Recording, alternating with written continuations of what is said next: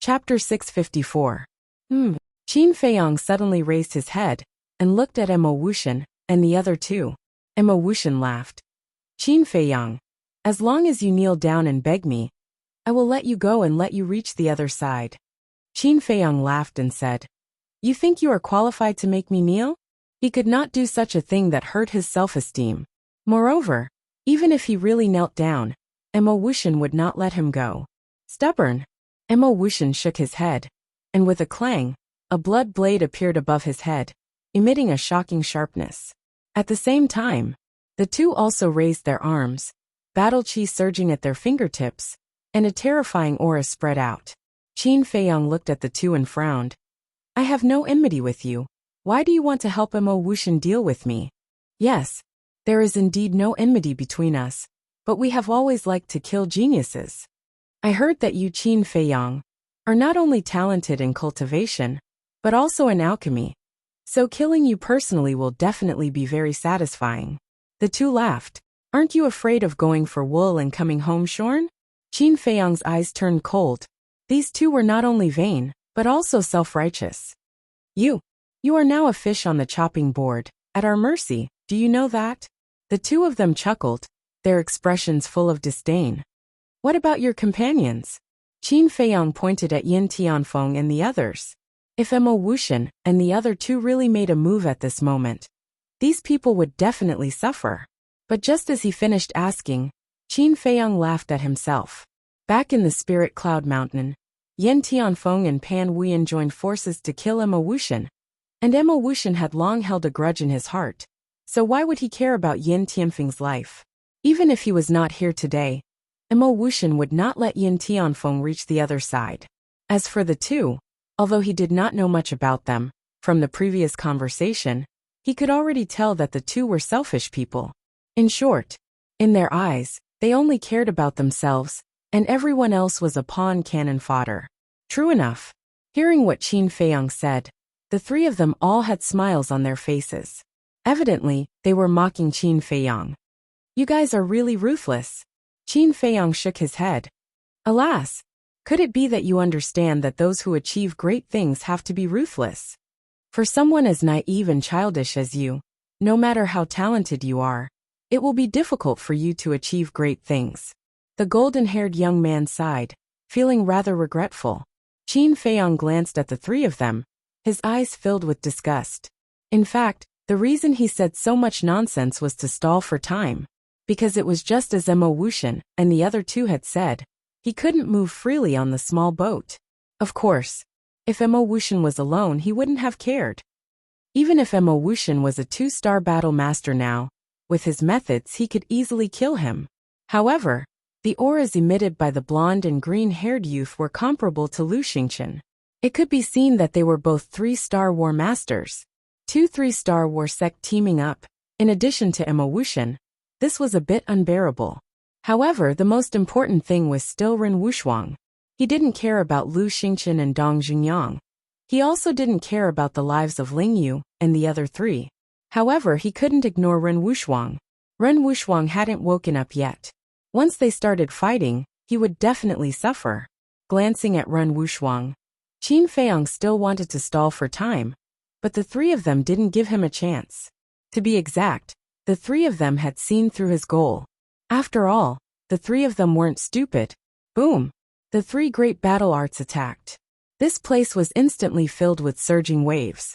Qin Feiyang and the others' boat was violently shaking in the bloody waves, as if it could be submerged at any time. What should we do? Qin Feiyang's eyes flickered. Abruptly, he gritted his teeth and activated the battle art. He raised his hand and waved it in the air. An invisible force roared out and pounced towards the 3 great battle arts. Boom! The invisible force collided with the 3 great battle arts in the air, and a terrifying destructive wave was suddenly born. Qin Feiyang's body trembled, and he immediately spat out a mouthful of blood.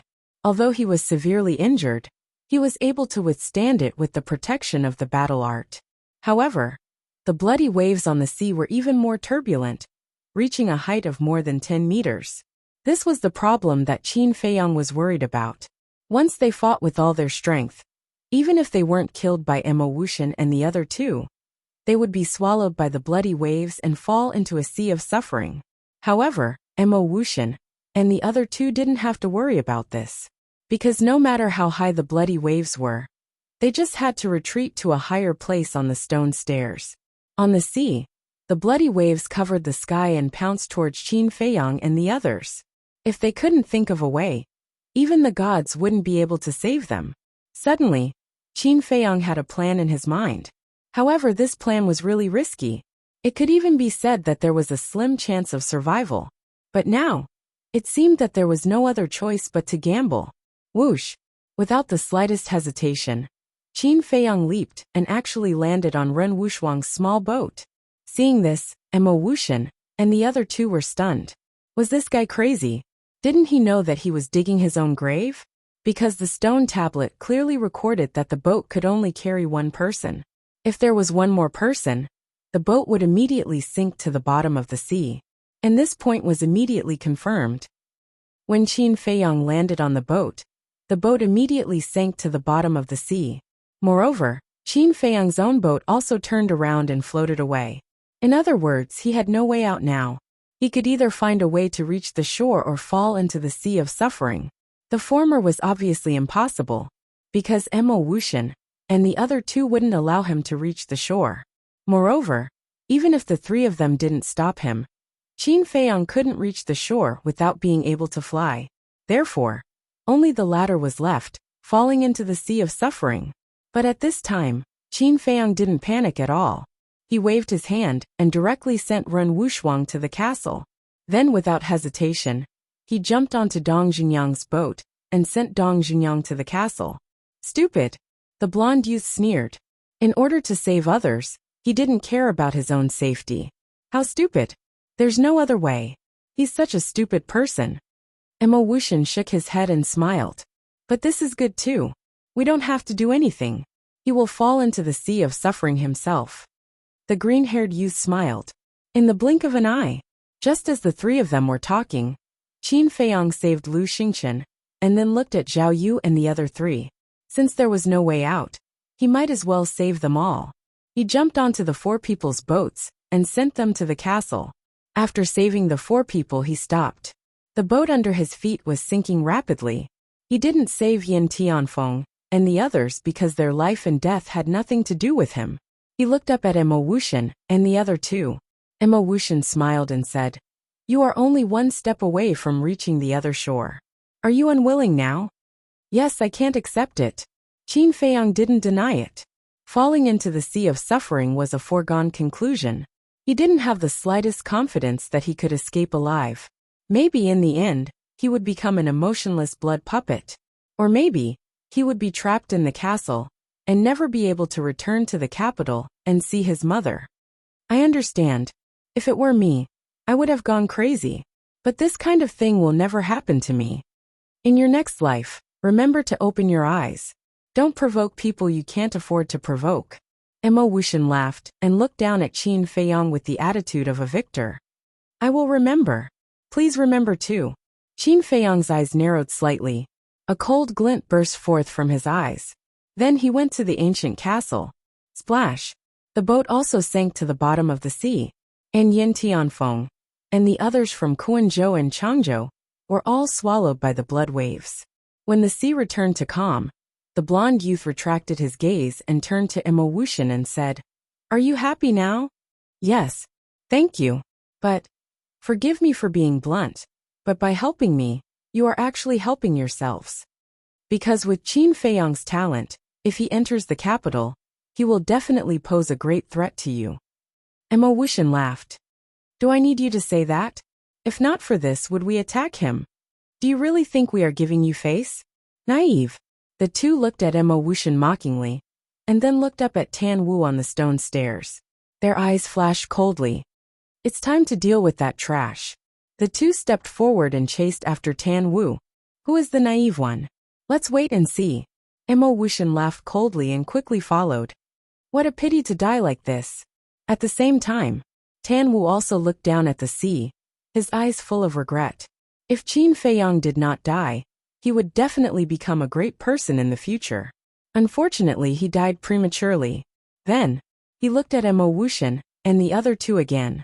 Murderous intent flashed in his eyes, and then he continued to climb to the top of the stone stairs.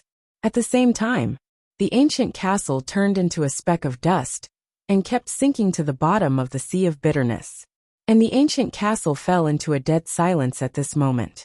Whether it was Fatso and the rest or Qin Feiyang, they all had their heads lowered, and their expressions were extremely ugly. "Where is this?" Suddenly, a confused murmur sounded, breaking the silence here. Qin Feiyang looked up and saw Ling Yu looking at the ancient castle suspiciously, and Lu Xingqian, Dong Junyang, Run Wushuang and the other three also woke up one after another. Lu Xingqian looked around and frowned. "Brother Qin, what's going on? Why are we in your ancient castle?" "Ancient castle?" Ling Yu and the other three were surprised. Qin Feiyang said, "Unfortunately, we are now in the sea of bitterness." "What?" The few of them suddenly changed color. Qin Feiyang gave a simple and clear account of what had happened earlier. Ling Yu immediately clenched his hands and gritted his teeth. "Those three damn bastards, I will never forgive them. Is there any use in saying tough words now?" Dong Junyang glanced at him impatiently and said, "The most important thing now is to think of a way to leave the sea of bitterness." The few of them lowered their heads and frowned deep in thought. Lu Xingqian glanced at the few of them and said to Qin Feiyang telepathically, "Brother Qin, I haven't paid back the favor I owed you before, and now I owe you another one. When do you think I will be able to pay it back completely?" There was a faint smile on his face, as if he was not very worried about the current situation. "Then don't pay it back," Qin Feiyang said. "How can that be? What I hate the most is to owe others, especially you, Qin Feiyang." Chapter 655. Qin Feiyang looked at Lu Xingqian and frowned slightly. What was this person trying to say? Suddenly, he noticed the smile on Lu Xingqian's face and said, "Do you have a way to leave Bitter Sea?" Lu Xingqian pondered for a moment and nodded. "There is indeed a way." Qin Feiyang's eyes lit up. Lu Xingqian said, "But I have a condition." "A condition?" Qin Feiyang raised his eyebrows. "If I didn't save you, you would have become a blood puppet. Don't you think it's a bit excessive to talk about conditions with me now? That's a different matter. I will slowly repay you for saving my life in the future," Lu Xingqian said. Qin Feiyang said angrily, "You're hitting me when I'm down." "No." Lu Xingqian shook his head and smiled. "I'm negotiating with you. There's no threat. Even if you don't agree in the end, I will still take you out of Bitter Sea. But I have no obligation to help Wolf King and Fatso." Hearing this, Qin Feiyang was furious to the extreme. This was not a threat. Even an idiot would be able to tell. Qin Feiyang suppressed his anger and said in a deep voice, "Tell me what condition?" Lu Xingqian said, "After entering the imperial capital, I need you to do something for me. As for what it is, I will tell you when the time comes." Qin Feiyang frowned. How could he agree so easily if it was so vague? Lu Xingqian looked at Qin Feiyang's expression and knew what Qin Feiyang was worried about. He said, "Don't worry, I won't let you do anything outrageous." Qin Feiyang gritted his teeth and nodded. "Okay, as long as it's not outrageous, I can agree." Lu Xingqian laughed. Brother Qin is indeed a straightforward person. "Boss, you and Lu Xingqian are exchanging flirtatious glances. Are you secretly plotting some shady business?" Fatso had been paying attention to them for a long time. "Too much nonsense." Qin Feiyang rolled his eyes at him. He looked at Lu Xingqian and said, "If you continue to dawdle, Mo Wuxian and the others might reach the top. We have to get rid of these three." Lu Xingqian's eyes flashed. With a wave of his hand, a mysterious force immediately enveloped Qin Feiyang. The next moment, Qin Feiyang felt his body lighten as he appeared in an unfamiliar place. He looked around suspiciously. This was a completely sealed secret chamber. It was about 1,000 feet wide, but there was nothing in this vast space. Qin Feiyang asked, "Could this be your spatial divine object?" "Yes." Lu Xingqian nodded. Qin Feiyang asked suspiciously, "What about the king crocodile?" Lu Xingqian said, "It's outside the secret chamber." "What?" Qin Feiyang's eyes trembled. He said in surprise, "You mean your spatial divine object has more than one space?" "Yes. The space outside is much bigger than this." Lu Xingqian laughed. Qin Feiyang was surprised. Lu Xingchen shook his head and laughed. Don't even think about it. I won't take you there. Why? Qin Feiyang was suspicious. There are some secrets in that space that you can't know. Lu Xingchen smiled mysteriously. Secrets? Qin Feiyang was a little confused. What secrets could he not know? Don't think about it. You'll never know until you see it with your own eyes. Lu Xingchen laughed and waved his hand. The void in front of him suddenly shook. Immediately after, under Qin Feiyang's surprised gaze, an image appeared in the void. In the image, there was a sea of blood with undercurrents. My spatial divine object can not only see the outside situation, but also control it to go to heaven and earth. Lu Xingchen explained. Go to heaven and earth? Qin Feiyang suddenly felt incredulous. In fact, as far as I know, every spatial divine object can do these two things. But the strange thing is, why can't your spatial divine object? Lu Xingchen looked at him in confusion. I don't know either. Qin Feiyang's eyes were full of confusion. Could it be that the ancient castle was of a lower grade than Lu Xingchen's spatial divine object? He shook his head, no longer thinking about these boring questions, and said, Let's go. Even if the ancient castle was the lowest grade spatial divine object, he would cherish it like his life, because it was left to him by Uncle Yuan. Lu Xingchen immediately controlled the spatial divine object and swept towards the sea. Although Qin Feiyang could not sense anything in the secret room, from the image in the void, he could see that the spatial divine object was indeed moving. About 30 breaths of time, the surface of the sea of bitterness appeared in the image in front of them. In other words, the spatial divine object had now left the deep sea and was floating on the surface of the sea. Lu Xingchen waved his hand, and 3 more images appeared around them. As a result, they were able to see everything that was happening around them. The stone staircase was in one of the images. Lu Xingchen immediately controlled the spatial divine object and rushed towards the stone staircase. After approaching the stone staircase, he grabbed Qin Feiyang and instantly left the spatial divine object and landed on the first step of the stone staircase. Lu Xingchen smiled and said, Very easy, right? Indeed. Qin Feiyang nodded and looked up at the top of the stone staircase. Emma Wuxian and the other 2 had already climbed 1/3 of the way up. As for Tan Wu, he had already climbed 2/3 of the way up. Lu Xingchen pointed to the sea in front of them and said with a smile, Look, Wan Qiu and the others are also here. Qin Feiyang looked over, and indeed saw 4 small boats on the sea 300 to 400 meters away. No, weren't there 5 of them? Why were there only 4 small boats? Qin Feiyang looked carefully, and found that Feng Huo was missing from the 5. It seemed that this person had also died on the way. For a moment, Qin Feiyang could not help but feel sad. How many young talents had died in this place? Was it worth it just to enter the imperial capital? Lu Xingchen patted his shoulder and said with a smile, Everyone has their own fate. Don't add to your sorrow. Quickly take back your ancient castle and chase after Emma Wuxian and the others. Take back the ancient castle? Qin Feiyang was taken aback and asked suspiciously, What do you mean? Lu Xingchen said, Your ancient castle is still at the bottom of the sea. What? Qin Feiyang was surprised. If you had directly entered my spatial divine object, then the ancient castle would definitely not have been separated from you. But just now you entered my spatial divine object from inside the ancient castle. The ancient castle that is exposed outside is naturally still at the bottom of the sea. Lu Xingchen laughed.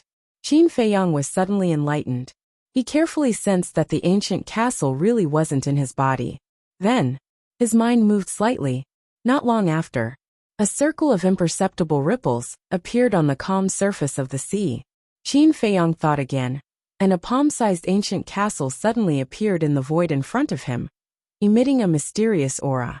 When Lu Xingchen saw the true appearance of the ancient castle, his pupils shrank slightly, and he said with a sound transmission, Brother Qin, your ancient castle is not an ordinary object. How do you know? Qin Feiyang was puzzled. I don't know either. Maybe it's a kind of intuition. Or maybe it's because of the aura it emits. Lu Xingchen said.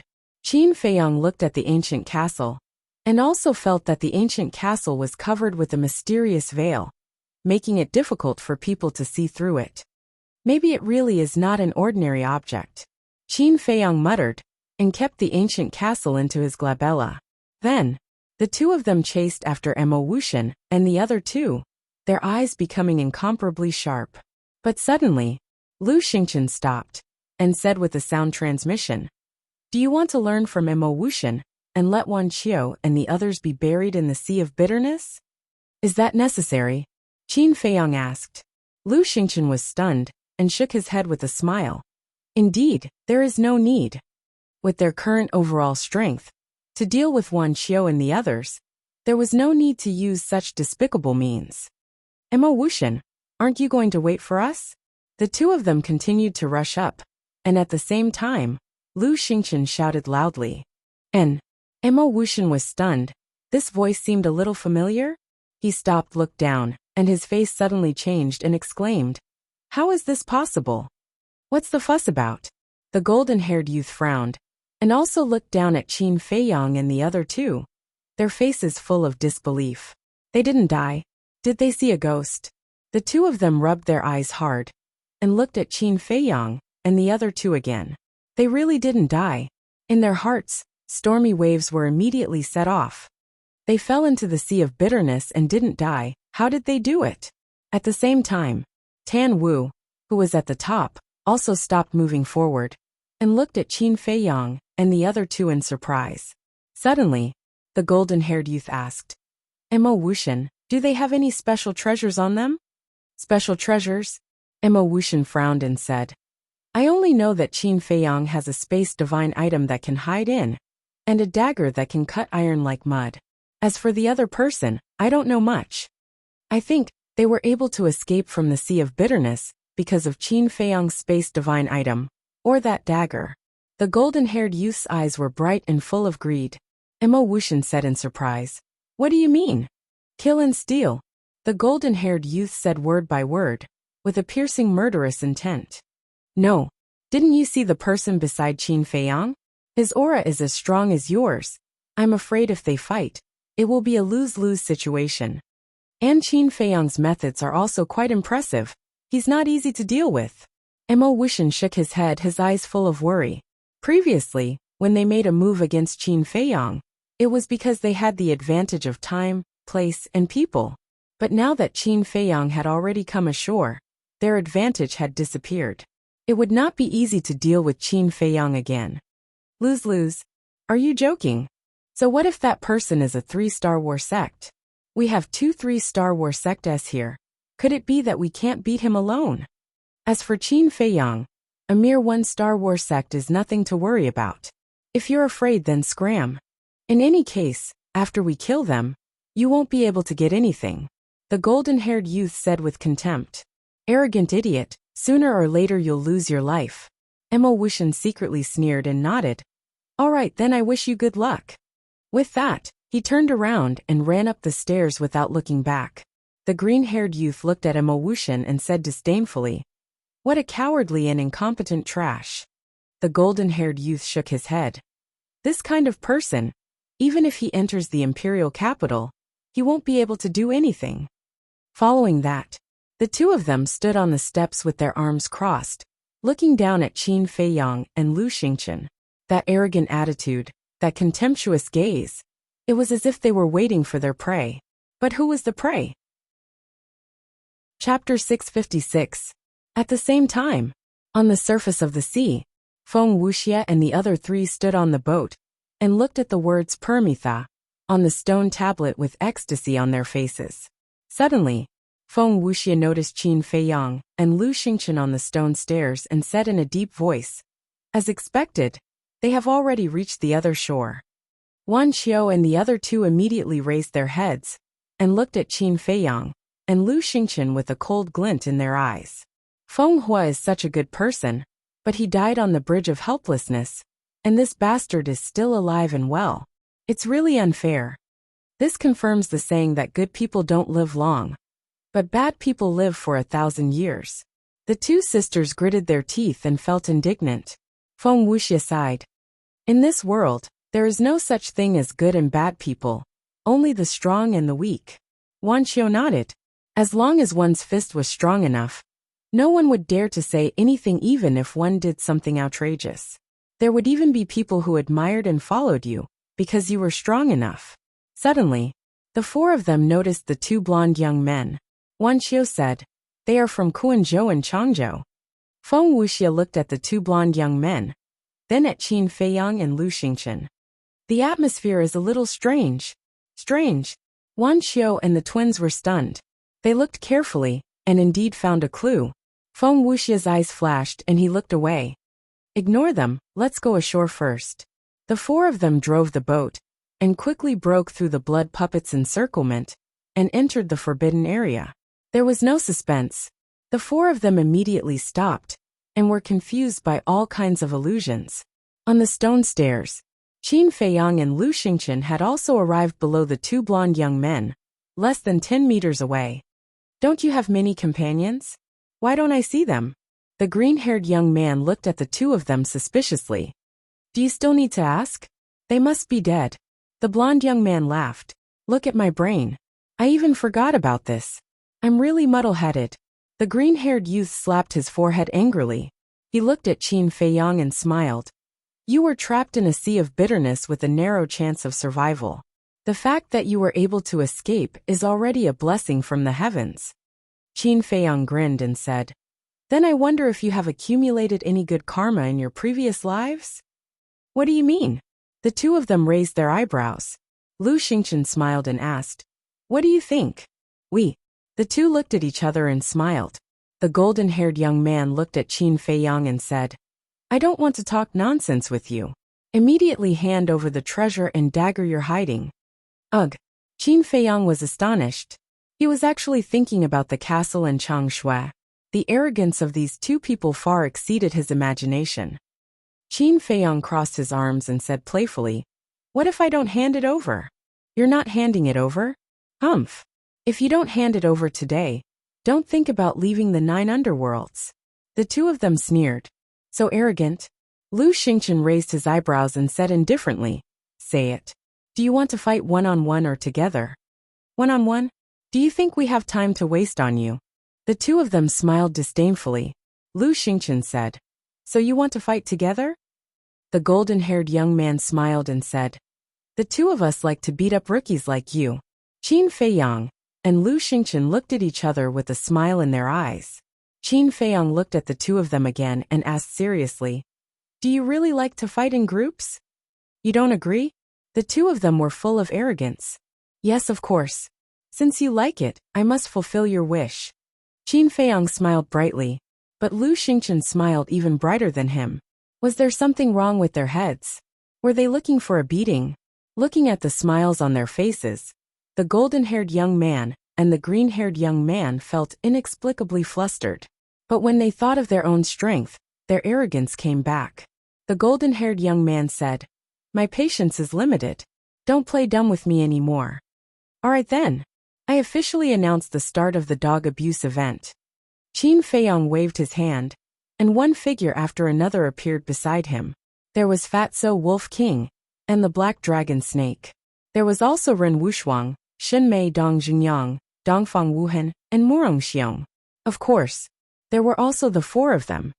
How is this possible? They're actually not dead. The golden-haired young man and the green-haired young man's expressions changed. Qin Feiyang looked at the crowd and smiled. "Everyone, you heard what they said just now, right? Do you know what to do?" "Of course." The Wolf King chuckled. Immediately, Wolf King and Fatso rubbed their fists and walked towards the two of them. "Damn it, let's go!" The golden-haired young man shouted. The two of them immediately turned around and fled upwards without looking back. "Chase!" Wolf King waved his claws and instantly transformed into a muscular wolf, chasing after the two of them. "Aya, why are you running? Weren't you very arrogant just now? Why are you running away with your tail between your legs now?" Fatso followed closely behind, his face full of ridicule. The two of them were furious in their hearts. Since he was still alive, what was the point of hiding? Wasn't it obvious that he was trying to trick others? Qin Feiyang smiled and said, "Let's go, we'll follow them." "Such a wonderful show, we can't miss it." Lu Xingchen chuckled. Everyone laughed and followed behind Qin Feiyang and Lu Xingchen. surging upwards in a mighty manner. At the same time, hearing the movement below, Emo Wuxian looked down in bewilderment, and his expression immediately changed. So many people, such a terrifying lineup. Were they trying to scare people to death? Whoosh! Now he didn't dare to be negligent, and hurriedly rushed towards the peak, even using all his strength. Because he knew that after Qin Feiyang and the others dealt with the golden-haired young man, and the other two, they would definitely not let him go. At this moment, Tan Wu had already reached the peak. In front of him was a square, about 10,000 feet wide, located at the top of the clouds, surrounded by clouds and mist, covered with a layer of mysterious color. And in the center of the square, there were 9 blood-colored altars neatly arranged, exuding an ancient aura. In front of each altar, there was a stone tablet, engraved with the names of the 9 provinces. Obviously, this was the passage to the outside. In other words, as long as the altar was activated, one would be able to leave the 9 nether yellow springs. Tan Wu looked at the altar that led to He Province, his eyes flickering. Finally, he actually turned around and walked to the stone stairs, lowering his head to glance at Qin Feiyang and the others, as if he didn't intend to leave. On the sea, Wan Qiu was the first to wake up from the illusion, but when he reached the other side, he didn't immediately chase after Qin Feiyang and the others. Instead, he stood on the stone stairs, waiting for Feng Wuxia and the others. In fact, he was afraid. The lineup on Qin Feiyang's side was too terrifying, and unless it was a last resort, he couldn't face them head-on. 2 little brats, don't run if you have guts. Yeah, it's so tiring, stop. Fat Lord promises not to hit you. On the stone stairs, Fatso and Wolf King kept hooting. The golden-haired young man and the other 2 fled desperately, looking extremely embarrassed. Looking at this scene, Qin Feiyang and the others also had smiles on their faces. Zhao Yu smiled and said, "There's a saying that is right, mountains and rivers turn, and the one who laughs last is the real winner." Qin Feiyang said, "So it's better to keep a low profile." Low profile? Zhao Yu was stunned and then rolled his eyes. He really couldn't tell how Qin Feiyang was low profile. Ling Yu also looked at Qin Feiyang speechlessly and said, "Wolf King and Fatso probably won't be able to catch up. I'll go stop them." Although Wolf King had the perfect auxiliary battle technique, air escape steps, his cultivation was only a 2-star battle grandmaster. And although the golden-haired young man and the other 2 only had superior auxiliary battle techniques, they were both 3-star battle grandmasters. So in terms of speed, the 2 sides were equal. So no matter how Wolf King and Fatso chased, they couldn't catch up. No need.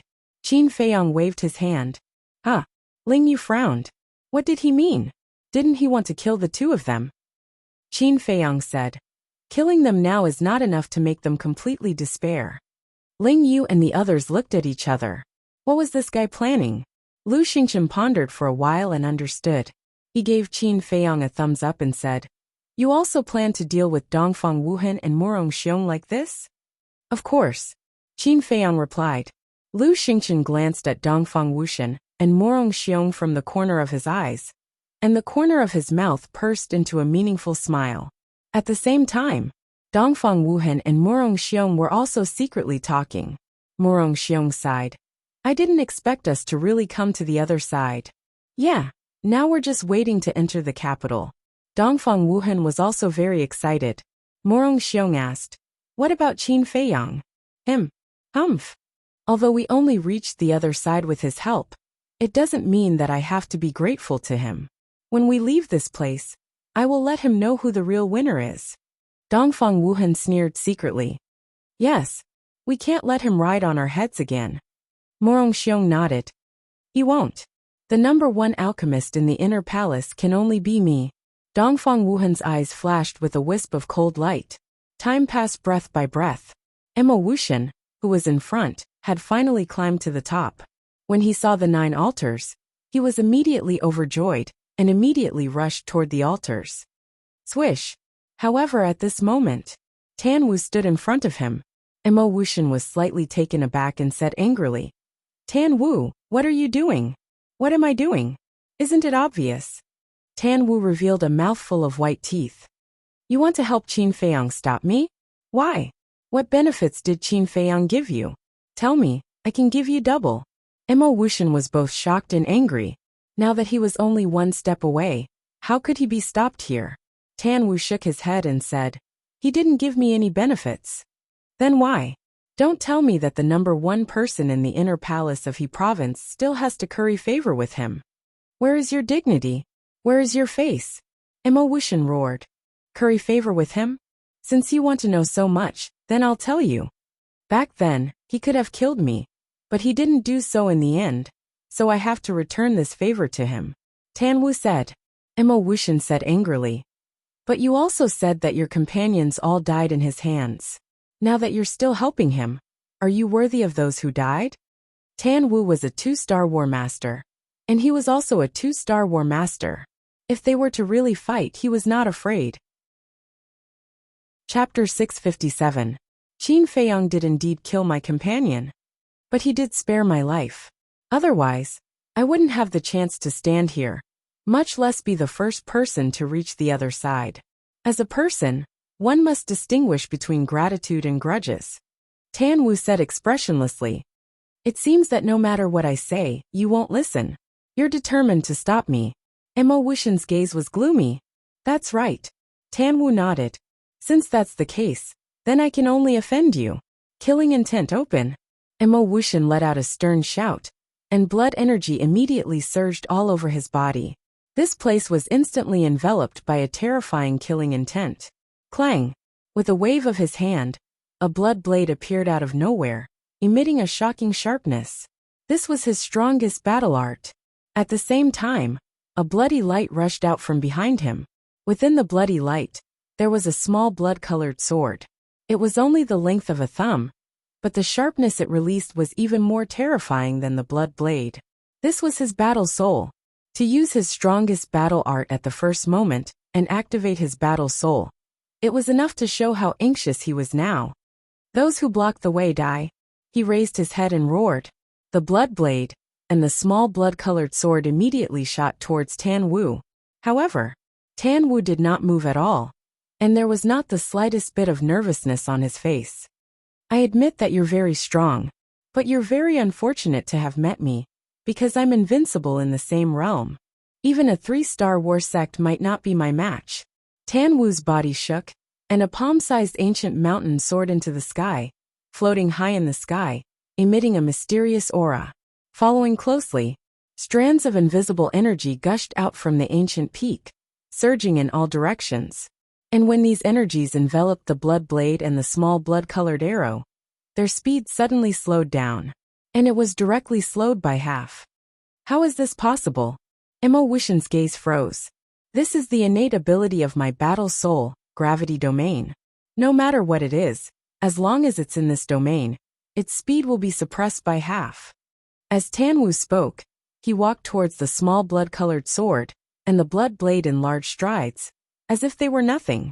When he got close, his body slightly tilted, and the blood blade and the small blood-colored sword brushed past him, not causing him any harm. At the same time, the gravity domain rushed towards Emo Wuxian, and Emo Wuxian immediately felt a terrifying gravitational force pressing down on him. He tried to take a step forward, and sure enough, his speed was halved. Tan Wu, take it that I'm begging you, all right? As long as you let me go, I will repay you double in the future. Initially, Emo Wuxian still had some confidence, but upon seeing this terrifying gravity domain, he started to panic. Do you think I'm a child? He's so gullible. Tan Wu shook his head as a trace of ridicule crawled up in his eyes. After spending so much time with Emo Wuxian in the Sea of Bitterness, he understood Emo Wuxian's character quite well. Not only was Emo Wuxian a snobbish person, but he was also a vengeful person. If he really let Emo Wuxian leave now, he didn't know how to deal with him in the future. I swear that I will never cause you any trouble. Please believe me, okay? Emo Wuxian pleaded. Now, he could already sense Qin Feiyang's aura, which meant that he was not far from the peak. If this dragged on, it would be over for him. Tan Wu said coolly. Want to leave is very simple, defeat me. You damned bastard. Do you really think that I, Emo Wuxian, am a pushover? If you want to die, I'll fulfill your wish. Emo Wuxian was enraged. Clang!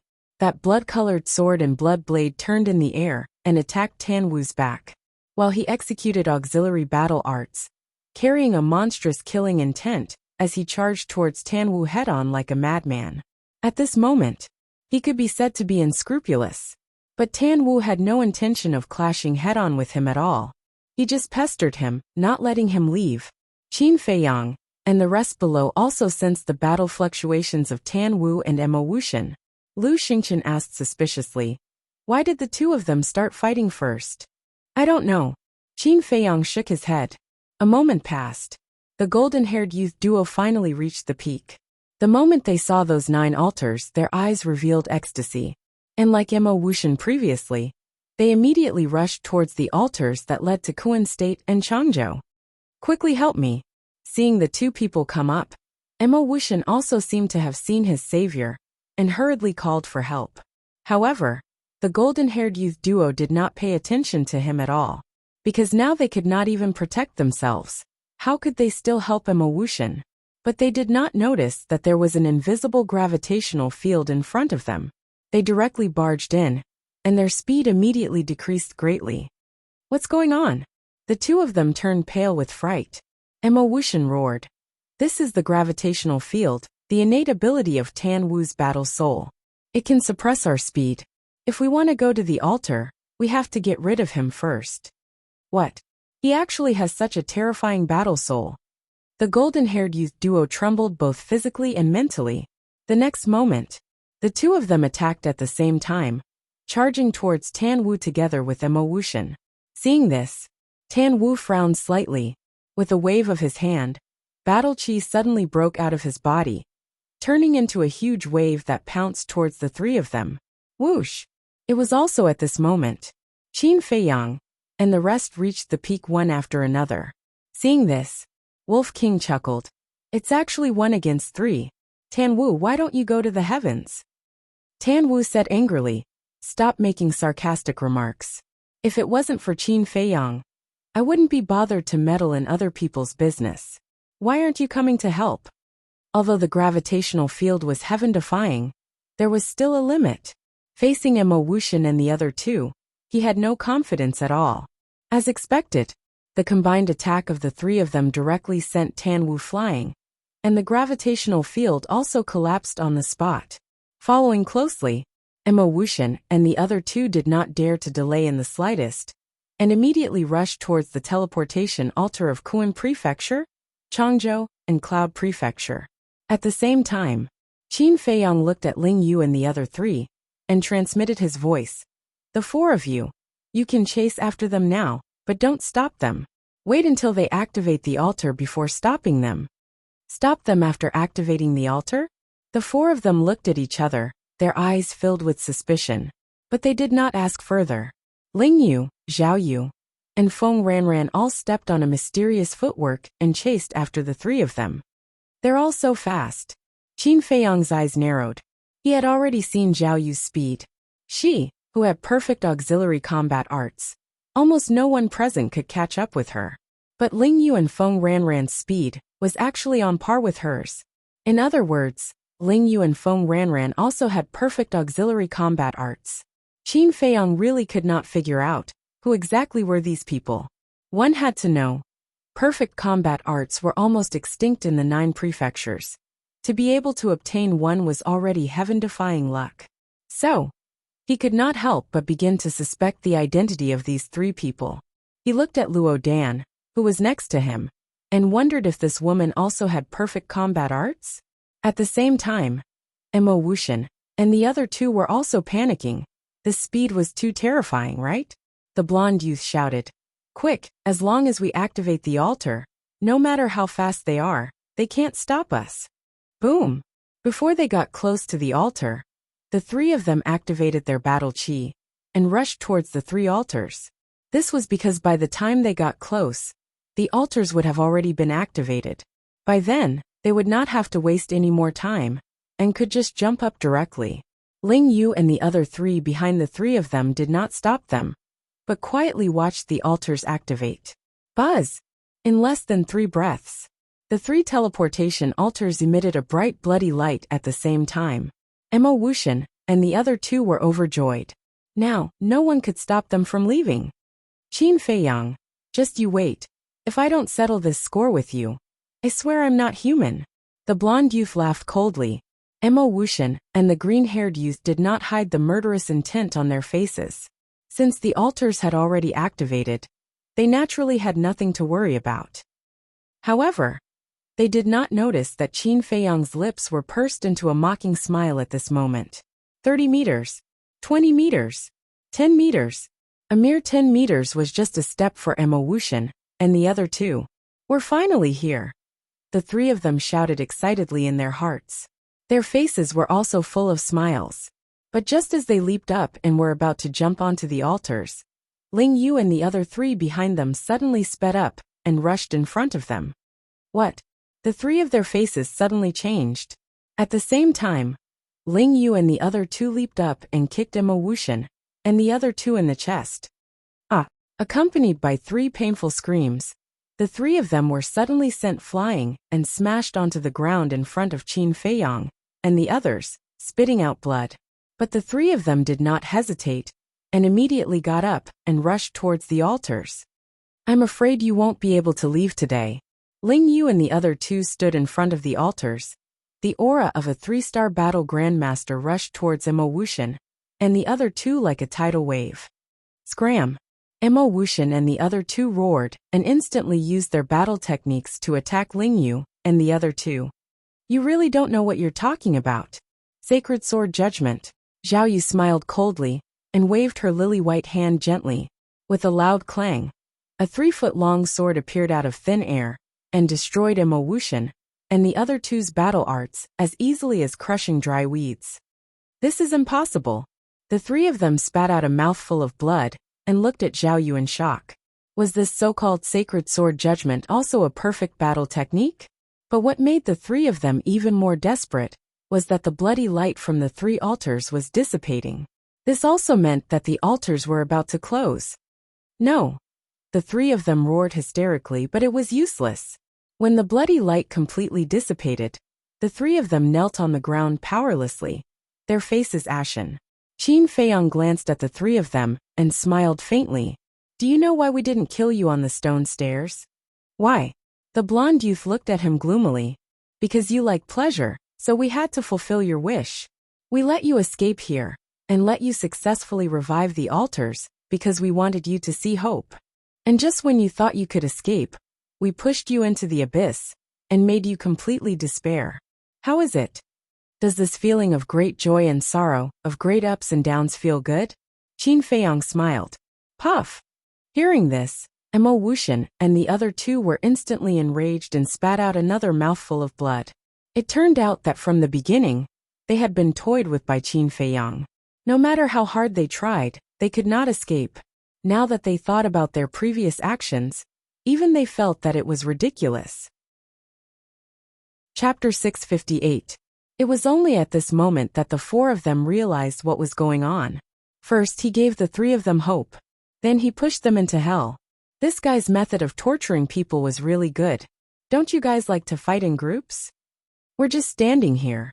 Why aren't you bringing it on? Wolf King chuckled. The contempt in his eyes was undisguised. Emma Wuxian's gaze trembled. He turned around and knelt on the ground begging. Qin Feiyang, I was wrong. Can you let me go? Sure. Jump into the sea of bitterness yourself. If you don't die, I won't kill you. Qin Feiyang said indifferently. Emma Wuxian's body and mind trembled. With a bitter face he said, Aren't you sending me to my death? Why would I? We can escape from the sea of bitterness. With your ability, you can definitely do it too. Qin Feiyang said with a smile. Emma Wuxian's face instantly turned pale. What's the use of begging him? Do you think he's a soft-hearted person?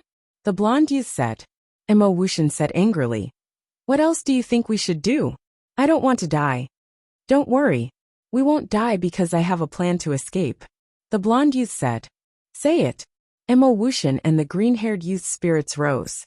There are a few 1-star battle ancestors among them. As long as we catch one of them, we can use it to threaten them. The blonde youth said. Okay, let's do it. The green-haired youth nodded without hesitation. Because there was no other way, they could only take a gamble. Emma Wuxian gritted his teeth and said, "Okay. As long as we can escape, I'll listen to your orders. Then listen carefully. Later, we'll attack Qin Feiyang and attract their attention. You take the opportunity to catch those two women. According to my observation, those two women are the weakest." The blonde youth said. The two women he was referring to were Ren Wushuang and Xin Mei. "No problem," Emma Wuxian replied. With his strength, he had full confidence that as long as no one was in his way, it would be easy to catch the two of them. In the blink of an eye, as soon as the three of them reached an agreement, the golden-haired youth and the green-haired youth stood up and rushed towards Qin Feiyang with monstrous killing intent. It was as if he was going to fight to the death. Still not giving up? Everyone looked at each other with a hint of mockery in their eyes. Moreover, they didn't move at all. They just looked at the two of them quietly. Seeing this, the golden-haired youth and his companion were bewildered. What's going on? In any case, they were both three-star battle grandmasters. Although Qin Feiyang's side had the advantage in numbers, in the face of their sudden attack, they should have been more or less prepared. But why were they so indifferent now? Don't worry so much. This is a good opportunity, because Qin Feiyang is their backbone. As long as we take him down, we can immediately turn the tables. The golden-haired youth said. The green-haired youth nodded. Qin Feiyang was much more valuable than those two women. The two of them sped towards Qin Feiyang. At the same time, they were paying close attention to Lu Xingchen, Ling Yu, Feng Ranran and Zhao Yu, because the four of them were the people they were most afraid of. 20 meters. 10 meters. At this moment, the golden-haired youth and his companion were only one step away from Qin Feiyang. Seeing that Lu Xingchen and his companions were still indifferent, the two of them were overjoyed. They suddenly swooped down, and their large hands reached out like an eagle's claw. They were about to grab Qin Feiyang. Whoosh!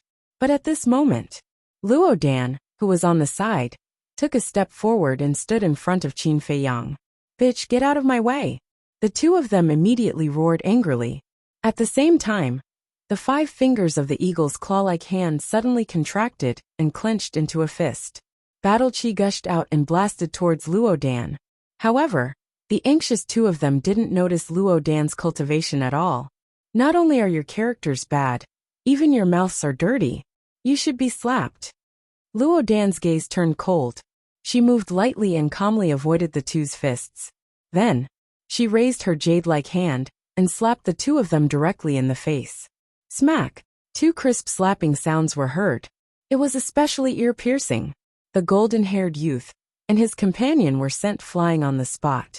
They rolled on the ground pathetically and spat out blood. Their faces were swollen like pig heads. As expected, she also mastered the perfect auxiliary battle technique. Qin Feiyang muttered. Luo Dan was right in front of him, so when Luo Dan moved earlier, he saw it clearly. That speed was not inferior to Ling Yu and his companions at all. He looked at the golden-haired youth and his companion again. The two of them were stunned.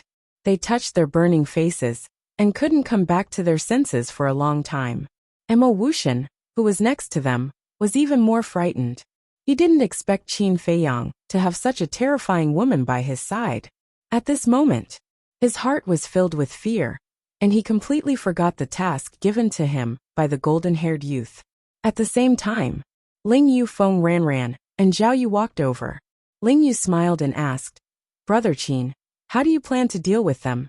Qin Feiyang smiled and said, Of course, I'll let them have a taste of suffering. Understood. Ling Yu nodded. Don't. Emma Wuxian and his companions suddenly came back to their senses and knelt on the ground. Their pale faces were filled with panic. You don't want it and you don't want it? Ling Yu sneered. He grabbed Emma Wuxian and dragged him to the edge of the square. Please let me go. Just treat me as a dog that bites people. Being dragged to the edge of the square, Emma Wuxian was scared out of his wits when he saw the sea of blood below. He kept kowtowing to Ling Yu and begging for mercy. Don't compare yourself to a dog, because you're not worthy. Ling Yu smiled disdainfully. He lifted Emma Wuxian and threw him out like trash. You bastards, I swear. I won't let you go even if I become a ghost. Emma Wuxian roared with hatred. Unable to fly in the air, He could only watch himself fall into the sea of suffering. What could be more torturous than this? More despair? In the end, with a thud, Wuxia fell into the sea of suffering and was instantly swallowed by the waves of blood. Only a voice full of resentment was left, echoing between heaven and earth for a long time. He really killed. Looking at this scene, the blonde youth muttered to himself. His heart was filled with despair. Qin Dage, please let us go, okay? We swear that we will be your servants for the rest of our lives. If we break this oath, may the heavens and earth destroy us. The two of them crawled to Qin Feiyang on their knees and begged. Qin Feiyang shook his head. I don't need servants, and you're not worthy, the blonde youth said angrily. Do you really want to kill us all? If you didn't provoke us first, why would we do this to you?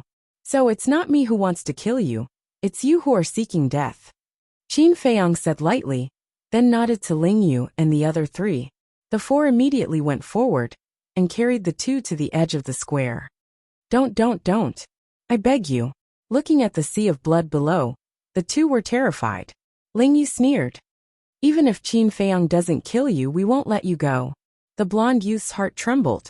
In a hurry, he shouted, fight me one-on-one. Ha! The four were stunned. If we lose, you don't have to do anything. We'll jump into the sea of suffering ourselves. But if we win, you'll let us go. The blonde youth said. Zhao Yu smiled and asked, do you think that's necessary? Why? You don't dare?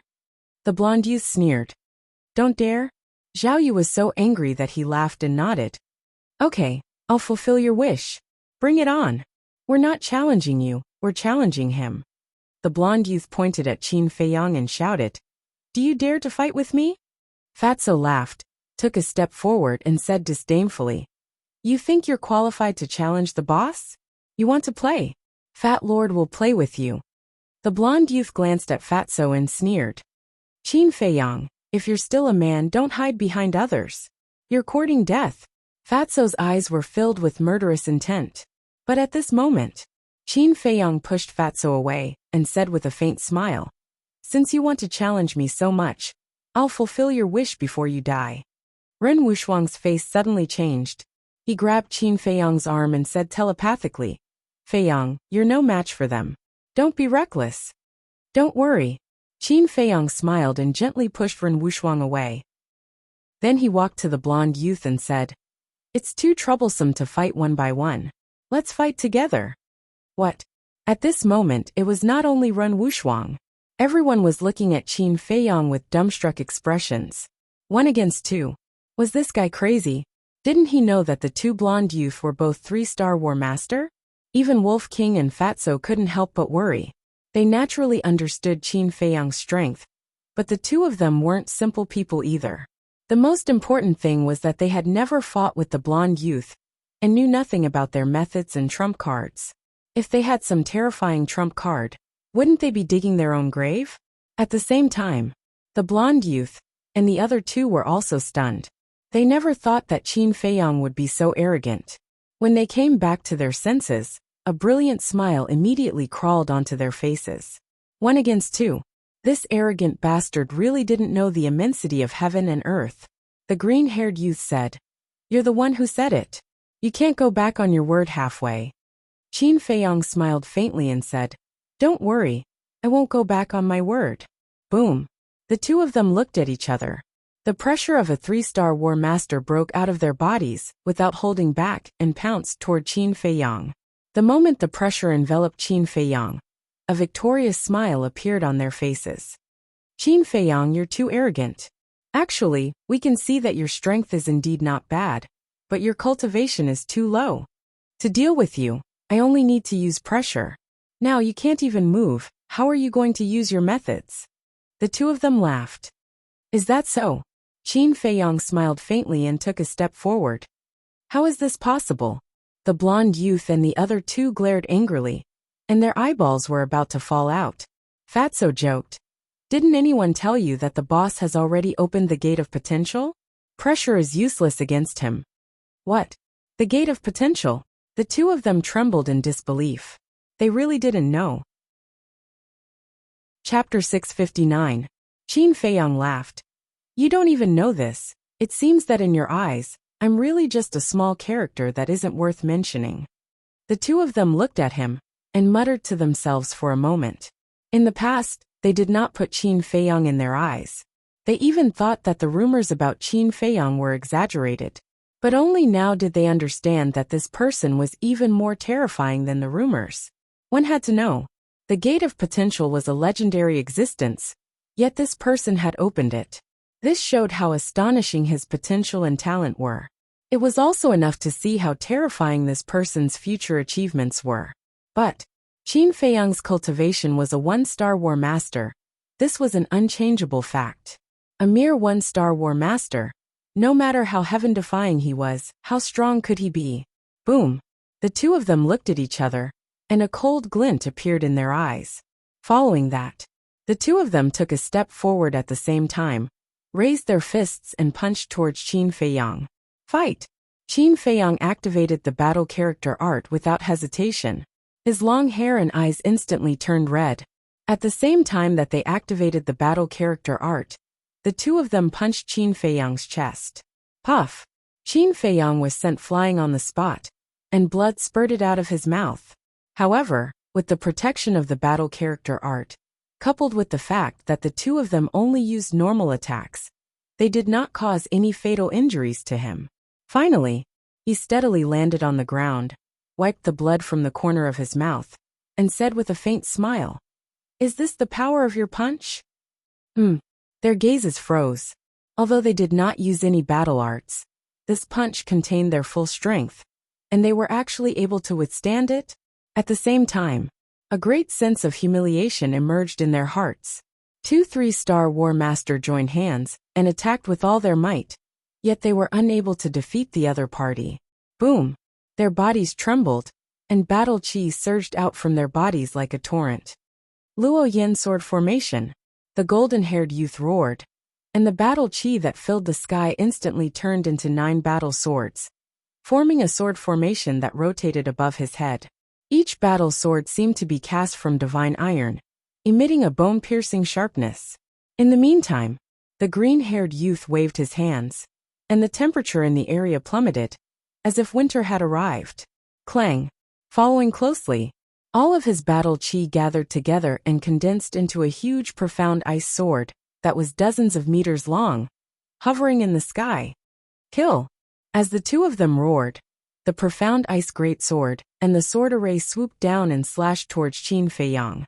High-grade slaughter battle arts, coupled with their cultivation of a 3-star War Master. They even have the power to fight against a 6-star War Master. How is this Qin Feiyang going to deal with them? Ling Yu and the others thought to themselves. Qin Feiyang raised his head and looked at the sword formation and the black ice greatsword, his eyes gradually becoming sharp. Boom! He raised his arm, golden light surging in his palm. Immediately, with Qin Feiyang as the center, a mighty divine might rolled out in all directions. What is this? The golden-haired young man narrowed his eyes. No matter what it is, he will definitely lose. The green-haired young man snorted coldly. As long as they used their battle arts, even if Qin Feiyang had a perfect battle art, he would not be their match. This was because Qin Feiyang's cultivation was 2 whole realms lower than theirs. However, they did not know that the return character formula was not something that a battle art could compare to. The return character formula was one of the 6-word divine formulas. To be able to be called a divine formula, its lethality was naturally stronger than a perfect battle art. Boom! Qin Feiyang's arm trembled, and a golden light burst out from his palm, turning into a monstrous torrent that drowned the sky, and blasted towards the sword array and the profound ice greatsword. Clang! An ear-piercing sound suddenly exploded in the sky. Under everyone's incredulous gazes, the sword array and the profound ice greatsword were in a stalemate with the golden light for a while, then suddenly turned in the air and charged towards the golden-haired young man and his companion. Seeing this scene, the golden-haired young man and his companion were so scared that their souls almost left their bodies, and they hurriedly fled. Boom! However, just as they left, the sword array and the profound ice greatsword arrived behind them. The 2 battle arts blasted onto the ground, and immediately created a storm of sword chi that swept wildly. Although the golden-haired young man and his companion escaped in time, they were still swept by the sword chi storm, and were instantly covered in cuts and bruises, dripping with blood. The heart-wrenching pain caused their faces to contort, and they howled in pain. Boss is too awesome. Fatso clenched his fists, and his face was flushed red, as if he had been injected with chicken blood. Wolf King rolled his eyes at him and said, "It's not that he's awesome, it's the return character formula that's awesome." The current situation was very obvious. The return character formula's power was at least twice as strong as a perfect battle art. In other words, if a perfect battle art could increase one's combat strength by 4 realms, then the return character formula could increase one's combat strength by 5, or even 6 realms. Bang! The golden-haired young man and his companion rolled on the ground, their hair disheveled, and their bodies badly mangled. They were in an extremely sorry state. Even with a battle art, we still lost? This is impossible, we must be dreaming. The two looked at Qin Feiyang, who was standing there proudly, and their eyes were filled with disbelief. Qin Feiyang, with his hands behind his back, calmly glanced at the two and said, "What other tricks do you have? Use them all." In fact, his arm was also numb. He put it behind his back to cover up this point. Looking at Qin Feiyang's calm eyes, the two suddenly felt humiliated. They endured the pain and got up from the ground. The golden-haired young man said coldly, "This time we will definitely end your little life." "Is that so?" Qin Feiyang smiled faintly, before his voice died away. Roar! Accompanied by 2 deafening beastly roars, 2 behemoths rose into the air from behind the golden-haired young man and his companion. These were their fighting souls. Qin Feiyang was surprised. The two's fighting souls were actually flood dragons. The golden-haired young man's fighting soul flood dragon was golden all over, as if it was cast from gold. The green-haired young man's fighting soul flood dragon seemed to be condensed from ice. It was crystal clear and cold. The 2 flood dragons were more than 100 feet long, like 2 mountain ranges in the sky, and a terrifying fierce aura rolled in all directions. Qin Feiyang smiled and said, "The flood dragon fighting soul is considered a rare fighting soul in the 9 prefectures. No wonder you dare to be so arrogant and look down on others."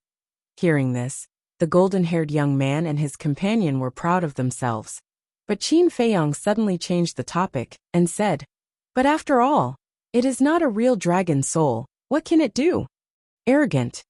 I would like to see how you break our gifted superpowers. Gifted superpowers freeze all things. Gifted superpowers split the sky." The two were furious, and with a wave of their hands, the 2 flood dragons above suddenly opened their wide mouths and spat out 2 streams of air. But the difference was, the green-haired young man's flood dragon fighting soul spat out a white stream of air, which was cold and piercing to the bone. The void above instantly condensed into blocks of ice. The golden-haired young man's flood dragon fighting soul spat out a golden stream of air, which was like sword chi, exuding a sharp aura that could destroy the world. These 2 different streams of air, as soon as they appeared, swept across the sky and went straight for Qin Feiyang. "It's so cold." Shen Mei hugged her shoulders and looked at the white stream of air in horror. The cold air emitted by the stream of air could not be dispelled by battle chi, and directly entered her body through her pores, freezing her blood. The sharpness of the golden stream of air is also very scary. Dong Jingyang's face was solemn. They were hundreds of meters apart, but when the sharpness surged, he could not help but feel waves of intense pain, let alone Qin Feiyang, who was standing opposite them. At this moment he must be facing a lot of pressure. Dong Jingyang could not help but feel worried. Indeed, as Dong Jingyang had expected, Qin Feiyang was not feeling well at all. The cold air rushed toward him, and his limbs were almost stiff. The invisible sharpness even tore his clothes, leaving glaring wounds on his body. "Looks like I've underestimated their battle souls. However, you're not the only ones with battle souls." His eyes shone brightly as he muttered to himself. Boom! A wave of fire surged out from behind him. Amidst the wave of fire, the 9-leaf fire lotus was completely red, and it exuded a majestic aura. The temperature in this place rose rapidly as well. In an instant, The void around Qin Feiyang seemed to have turned into a huge furnace. Following that, Qin Feiyang waved his arm. The 9 fire lotus leaves fell at the same time. They swept up waves of fire as they shot toward the 2 flood dragons. Explode! Qin Feiyang's eyes shone brightly as he shouted. Every word was sonorous and powerful, and it resounded through the clouds. Boom! The 9 fire lotus leaves exploded one after another, and the destructive shockwaves immediately surged out in all directions with an overwhelming force. At this moment, the sky changed color, and the void trembled. Dong Jinyang and the others were forced to retreat. Their eyes were filled with shock. It's rare to see 9 fire lotus leaves exploding at the same time, Fatso muttered. That's right. This proves that their battle souls are really powerful, Wolf King said. Fatso's eyes were filled with disdain as he snorted. No matter how powerful they are, how can they be more powerful than Boss? Boss has 3 battle souls. 3. When Dong Jinyang and the others heard this, they looked at Fatso in shock. Ling Yu and the other 3 might not know, but Dong Jinyang and the others knew very well that Qin Feiyang only had 2 battle souls. Why would Fatso say that he had 3? Could it be that Qin Feiyang was hiding another battle soul? Fatso immediately realized that he had let it slip. He smiled sheepishly and said, I'm sorry, it's 2. Really? Lu Xingchen looked at him doubtfully. Fatso said angrily, Nonsense, how can there be anyone in this world who has 3 battle souls? That's true. Lu Xingchen nodded. People who had 2 battle souls were already rare, let alone 3. Such people did not exist at all. Everyone did not think too much about it. They looked at the sky again, and saw that the 2 flood dragons only had half of their bodies left. The golden-haired young man and Dong Jinyang looked at their battle souls in shock. What kind of battle soul was the 9-leaf fire lotus? How could it be so ridiculously powerful? However, Qin Feiyang was slightly disappointed. Initially, he thought that the explosion of the 9 fire lotus leaves could easily destroy the 2 flood dragons. However, only half of them were destroyed. However, when he thought about it, there was a huge gap between his cultivation base and theirs. The fact that the 9-leaf fire lotus could do this proved that it was stronger than the flood dragon's battle souls. If he was a 3-star combat grandmaster now, the 9-leaf fire lotus would definitely be able to achieve an overwhelming victory. In fact, he might only need 1 fire lotus leaf to destroy the 2 flood dragons' battle souls. When he thought about this, he felt relieved. It's time to end this. Then he muttered under his breath. His gaze changed abruptly. It was as sharp as a blade. Clang! Another wave of flames shot into the sky. Amidst the flames, the crimson battle sword was like a divine weapon. Sword Qi shot into the sky and tore through the clouds. Destroy! As Qin Feiyang waved his hand, the battle sword tore through the sky and slashed toward the 2 flood dragons. Qin Feiyang did not even use his innate ability. There was no need for that. The 2 flood dragons were already arrows at the end of their flight. Roar! As expected, the battle sword's aura was like a rainbow. The 2 flood dragons were reduced to ashes on the spot. Pooh! The destruction of their battle souls caused the golden-haired young man and his companion to tremble. They kept vomiting blood. Their blood-stained faces were ashen. Qin Feiyang was too powerful. Although he was only a 1-star combat grandmaster, he was like an invincible god of war. A sense of helplessness rose in their hearts. Clang! The crimson battle sword descended from the sky and stopped above the 2 flood dragons' heads. Sensing the terrifying sharpness, the 2 flood dragons immediately collapsed powerlessly. Qin Feiyang looked at the 2 flood dragons from afar and said indifferently, You've lost. We've lost. The 2 flood dragons muttered with self-mockery on their faces. 2 3-star combat grandmasters against a 1-star combat grandmaster. Yet they still lost. It was too laughable. Rather than living with humiliation, it was better to die with pride. Swoosh. Chapter 660. Looking at the surging waves on the sea, Qin Feiyang and the others were a little stunned. They thought that the 2 of them would shamelessly beg for mercy again. But they didn't expect them to jump down so straightforwardly. Ling Yu smiled and said, Their current behavior is quite admirable. They have no choice. They have nothing left but their last bit of self-respect. Tan Wu sighed. Wolf King turned to look at him and asked in confusion, "You just said that you stopped them for little Qin Zi?" "Yes." Tan Wu nodded and looked at Qin Feiyang. "From now on, you and I don't owe each other anything," Qin Feiyang said with a smile. "We're all family." "You're too polite." "Family?" Lu Xingchen and the others were surprised. What was going on? Weren't these two people at odds? When did they become so close? Tan Wu scratched his head and was also dumbfounded. Only Fatso and Wolf King knew that Qin Feiyang hadn't given up on the idea of subduing Tan Wu. Qin Feiyang smiled and said, "You don't understand? Then I'll explain it to you. As long as you agree to join us, we'll be family." Tan Wu's face darkened and he said angrily, "Don't even think about it." Qin Feiyang said, "I don't want to either, but I like you too much. I can't control myself." Damn, so mushy. Everyone present had goosebumps all over their bodies. This bastard. Couldn't he be more serious when he spoke? A man telling another man that he liked you, and even said that he couldn't control himself. Wasn't this perverted? At the same time, Tan Wu also looked at Qin Feiyang vigilantly. His hands were placed in front of his chest, looking like he was startled. Obviously, he really misunderstood, and thought that Qin Feiyang had some special fetish. Cough cough. Ren Wuxuang glanced at Tan Wu and coughed dryly. "Feiyang, you have to watch your words." Ugh. Qin Feiyang was stunned.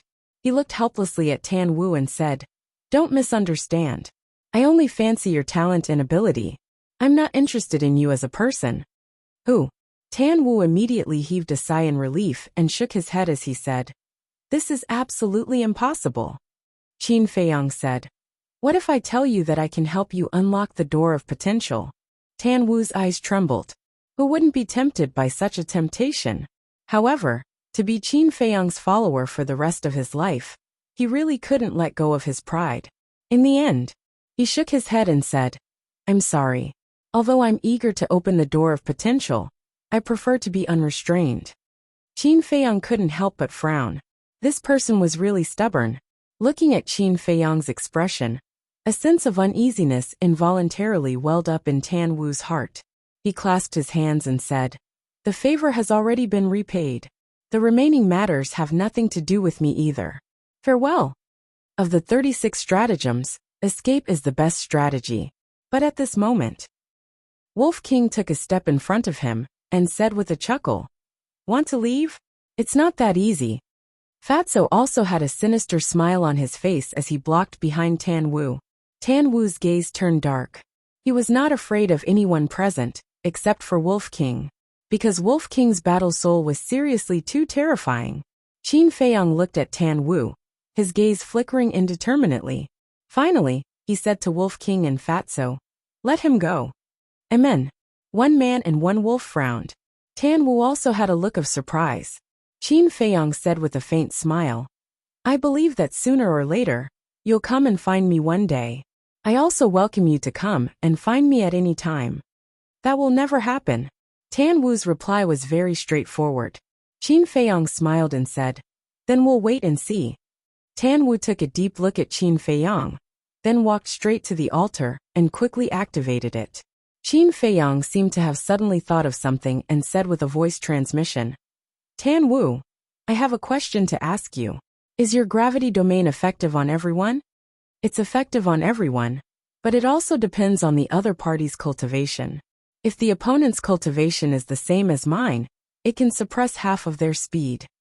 But if their cultivation is one small realm higher than mine, then they can only suppress 1/3 of their speed. If it's 2 small realms higher than me, there will also be a certain suppression effect, but the effect won't be great." Tan Wu explained with a voice transmission. Qin Feiyang said with a smile, "This is already very powerful." In a battle between powerhouses, speed was the key to affecting the battle situation. Even if it was just a little bit faster, it was possible to turn defeat into victory. Are there any other questions? If not, I'll give you a piece of advice. Tan Wu said. "Speak." Qin Feiyang said. Tan Wu said, "You killed everyone in Maihe province. When the big shots find out about this, they will definitely come looking for trouble with you. You'd better be careful." After saying that, Tan Wu jumped onto the altar and quickly disappeared from everyone's sight. Looking for trouble with me? Qin Feiyang muttered, the corners of his mouth pursing into a sneer. Fatso frowned and asked with a voice transmission in confusion. Boss, didn't you want to take him in as your subordinate? Why did you let him go? Then let me ask you first. If it were you and someone else offered to help you open the door of potential, would you refuse? I want to hear the truth. Qin Feiyang asked secretly. No. Fatso shook his head. But this person refused. What does this mean? This means that his will is very firm, and he won't be confused by external things. And this kind of person, once he chooses to follow someone, he will always follow them wholeheartedly, and will never betray them. So we can't use force to deal with him. Qin Feiyang said with a smile. So that's how it is. Fatso suddenly understood and chuckled. Boss, don't worry, Fat Lord will never betray you. Come on, if not for the potential pill. If not for my identity, you might have flown away long ago. Qin Feiyang rolled his eyes at him. Fatso's expression changed and he said angrily, Damn, after going through fire and water with you for so long, you still don't believe in Fat Lord, so sad. Then you can slowly be sad. Qin Feiyang glanced at Fatso indifferently, then lowered his head to look at Wan Qiu and the other three. This damn Fatso.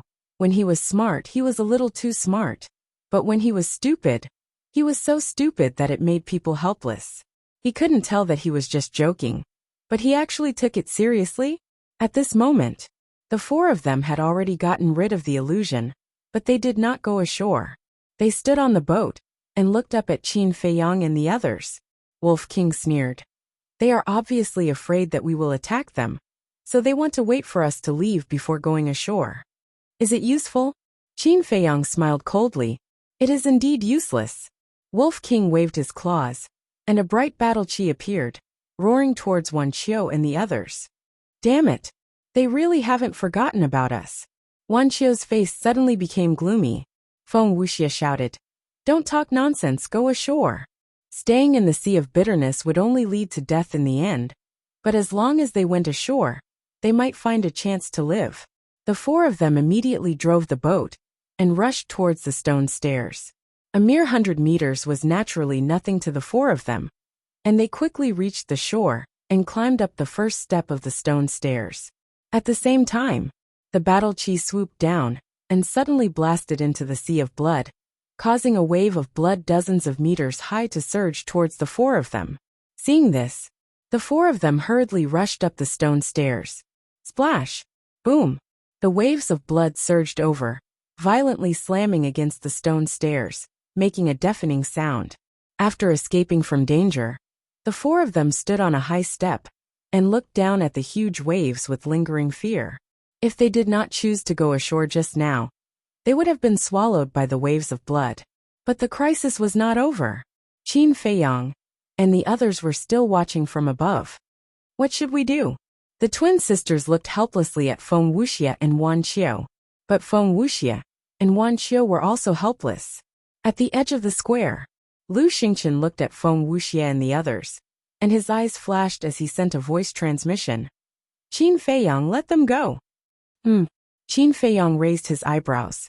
Lu Xingqian thought to himself, just do me a favor. Qin Feiyang pondered for a moment and nodded. Okay, I'll do you a favor, but I hope you can tell me the reason as soon as possible. Lu Xingqian said, when the time is right, I will tell you everything. Qin Feiyang didn't say anything else. He turned to look at Ling Yu and the other three, cupped his hands, and said with a smile, the four of you, our cooperation along the way can be considered very pleasant. When we enter the imperial capital in the future, I hope that the four of you can help us out a little. Brother Qin, you are too polite. We are the ones who need help. Ling Yu smiled. Qin Feiyang smiled and cupped his hands. Then we will see each other in the imperial capital. Okay. The four of them nodded. Let's go. Qin Feiyang called out and walked towards the altar that led to the spiritual state. They are leaving just like that. Dong Zhengyang was slightly taken aback. He caught up with Qin Feiyang and asked, why didn't you kill them? Now was the best time to kill Wan Qiu and the others. If they missed it, they might never find such an opportunity again.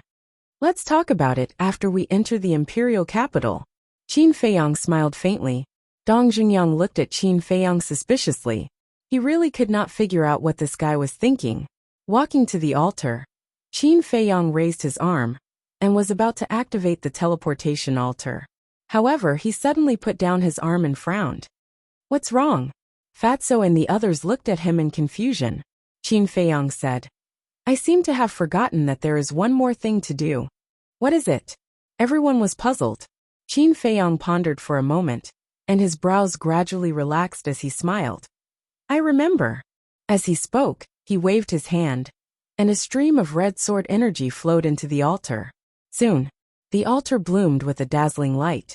Qin Feiyang looked at Dong Jingyang and the others and said with a smile, Go up. Everyone looked at him suspiciously and jumped onto the altar one after another.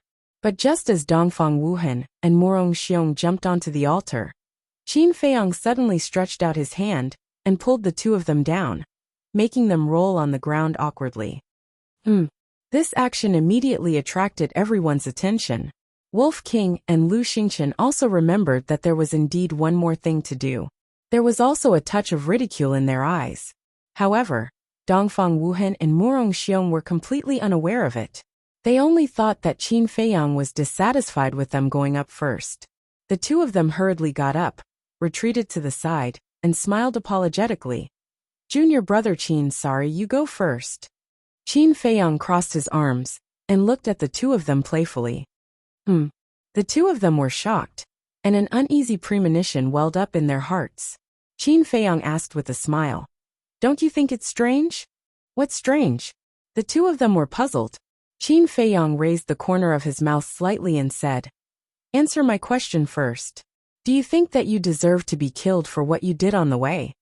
Yes, yes, yes. Chapter 661. Qin Feiyang continued. Then do you know why not only did I not kill you, I even helped you reach the other side? Dongfang Wuhan suppressed the uneasiness in his heart and smiled. Because junior brother Qin has a good heart. Haha. Qin Feiyang couldn't help but laugh and shook his head. It's not like you don't know me. Do I look like a good person? Looking at the smile on Qin Feiyang's face, the uneasiness in their hearts grew stronger. Suddenly, Qin Feiyang's gaze turned cold as he sneered. The reason why I didn't kill you was because I wanted to keep you alive until now. The two of them trembled both physically and mentally, and their faces were filled with panic. You've seen the despair of Emma Wuxian and the other two, right? You'll be the same as them. No, you'll be even more desperate than them. Qin Feiyang's eyes flashed with a cold light. Junior brother Qin, please don't. We've already sincerely repented. Please let us live. The two of them knelt down without hesitation and kowtowed like they were pounding garlic. Their foreheads hit the ground and made thumping sounds. Let you go. All right, I'll give you a chance. The altar is right in front of you and has already been activated. As long as you can reach it, I won't kill you. Qin Feiyang smiled coldly. Whoosh! The two of them looked at each other. Then, they immediately got up and went around Qin Feiyang at top speed. Then they jumped and landed on the altar. Naive. But Fatso, who was standing on the altar, smiled disdainfully and kicked the two of them back. Bang! The two of them rolled on the ground, their eyes swollen and bruised. But now, how could they have the time to care about their injuries? They quickly knelt on the ground and begged, Junior brother Qin, please don't kill us. That wasn't enough. The two of them looked at Ren Wushuang and said, Junior brother Qin listens to you the most. Can you help us plead for mercy? We really know our mistakes. I've already pleaded for you more than once or twice. But what about you? You still haven't changed. Ren Wushuang said expressionlessly, We've already changed. Didn't you see it? We didn't do anything after that. The two of them shouted anxiously. Ren Wushuang looked at the two of them coldly and looked at Qin Feiyang and said, Feiyang, quickly get rid of them. You damned woman. Since we can't live, then you can't live either. The faces of the two instantly became distorted. Like two mad beasts, they rushed towards Ren Wushuang. You actually dare to scold her? You really don't know death. Fatty clenched his fists and jumped off the altar. With a single step, he charged forward and punched out with both fists. Two fists landed solidly on the two men's lower abdomens. Their sea of chi shattered on the spot, and their blood-curdling screams resounded through the skies. He directly threw Wuxia and threw Feiyang. At last, without any suspense, the two of them fell into the sea of bitterness with hearts full of resentment and despair, drowning in the waves of blood. Trash! Fatso glanced at the sea in disdain, then turned to Qin Feiyang and laughed. Boss, it's done. Qin Feiyang smiled faintly and said, let's go. Okay. Fatso shouted and quickly jumped up the altar. Qin Feiyang also jumped up and saluted Ling Yu and the others. Goodbye. Goodbye. The four of them also saluted. Only after Qin Feiyang and the others disappeared did the four of them look away. Ling Yu shook his head and smiled. This guy really hasn't changed at all. Anyone who offends him doesn't end well. The three of them also had a smile on their faces. But suddenly, Feng Ranran frowned and asked suspiciously, what's going on with Wan Qiu and the others? Qin Feiyang was planning to kill them before. Why did he suddenly give up? Why don't we help him get rid of them? Zhao Yu was eager to try. Don't. Ling Yu hurriedly stopped her. Qin Feiyang must have his reasons for doing this. It's better if we don't interfere. That's right. If we ruin his plans, when we meet in the future he might blame us. Luo Dan smiled. Boring. Zhao Yu pouted his red lips. Ling Yu shook his head and laughed. Let's go. It's time to report to that old man. With that, the four of them also activated the altar and left. However, Wan Qiu and the others did not know that Qin Feiyang and the others had left. Because the teleportation altar was in the center of the square, they could not see it. They all thought that Qin Feiyang and the others were still waiting for them. Therefore the four of them were hesitant. Time passed breath by breath, and after an hour, Feng Wuxia finally could not hold it in and said angrily, isn't it just death? What's the big deal? You guys wait here, I'll go meet them. After saying that, he ignored the twins' attempts to stop him and dashed upwards. But when he reached the peak, he was dumbfounded. Where are they? Why are they all gone? After a long while he came back to his senses. He walked to the edge of the square and shouted at Wan Qiu and the others. They're all gone, come up. Gone. The three of them looked at each other in confusion. When they reached the peak, they looked at the empty square and could not come back to their senses for a long time. Feng Wuxia said, although I don't know why, I'm sure we're saved. That bastard pervert, what is he planning? The sisters frowned. They really could not figure it out. Don't think about it, let's go. Feng Wuxia urged. He did not want to stay in this damned place for a moment longer. The sisters nodded and followed Feng Wuxia to the altar that led to Kong Province. Wan Qiu looked at the backs of the three and said, the next time we meet in the imperial capital, we might be opponents. At that time, I won't show mercy. Then let's wait and see. Feng Wuxia smiled evilly. He activated the altar and left without looking back. Wan Qiu glanced at the endless sea of blood with a cold glint in his eyes. He muttered, Qin Feiyang, just you wait. I'll settle this score with you. Then he activated the altar and left. This place soon fell into a dead silence. Butterfly Valley spiritual state. In the secret chamber under the small wooden building, the ugly old woman sat beside the teleportation altar with her eyes slightly narrowed. Suddenly, she opened her eyes, and two beams of light shot out. Then, she looked at the teleportation altar, which suddenly emitted a bright light. Are they back? The ugly old woman muttered, looking nervous and expectant. Suddenly, several figures appeared on the altar out of thin air. The leader was Qin Feiyang. They're back. Looking at the familiar secret chamber, Qin Feiyang and the others let out long sighs of relief. Thinking back to the years in the 9th level of hell, it was like a nightmare. Collecting their thoughts, they jumped off the altar one after another and looked at the ugly old woman with fear. They bowed and said, greetings, senior. When they first came to Butterfly Valley, the scene of this old woman brutally killing those who wanted to pick herbs was still vivid in their minds. However, the ugly old woman didn't care about the others. Her gaze was firmly locked onto Qin Feiyang as she said, did you win? Yes. Although we're not the first people to reach the other side, we're all in the top 50. Qin Feiyang smiled. Good. The ugly old woman was overjoyed. She patted Qin Feiyang's shoulder and nodded. Kid, I knew you wouldn't let me down. Qin Feiyang scratched his head and laughed dryly. After the ugly old woman calmed down, she glanced at everyone and said coldly, Qin Feiyang and Fatso stay here.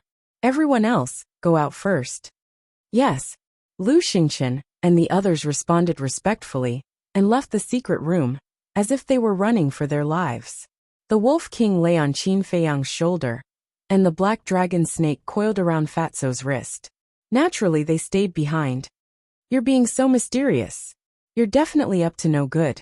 Fatso pursed his lips and said, Old witch, can you give us the antidote for the black fiend poison now? What did you call me? The ugly old woman's face turned cold. No, it's Senior. Fatso's expression changed. With a flattering smile, he changed his words. Senior, can you give us the antidote? Before entering the 9th level of hell, the ugly old woman gave them the black fiend poison again. She even said that it was an evolved version of the black fiend poison. Although they didn't pay much attention to it in the 9th level of hell, it was still troublesome. The ugly old woman rolled her eyes at him and took out 2 black pills and threw them to the 2 of them. The pills were the size of a finger and emitted a faint fragrance. Qin Feiyang and Fatso each grabbed one and threw it into their mouths. Then they looked into their hearts. That pill was really magical.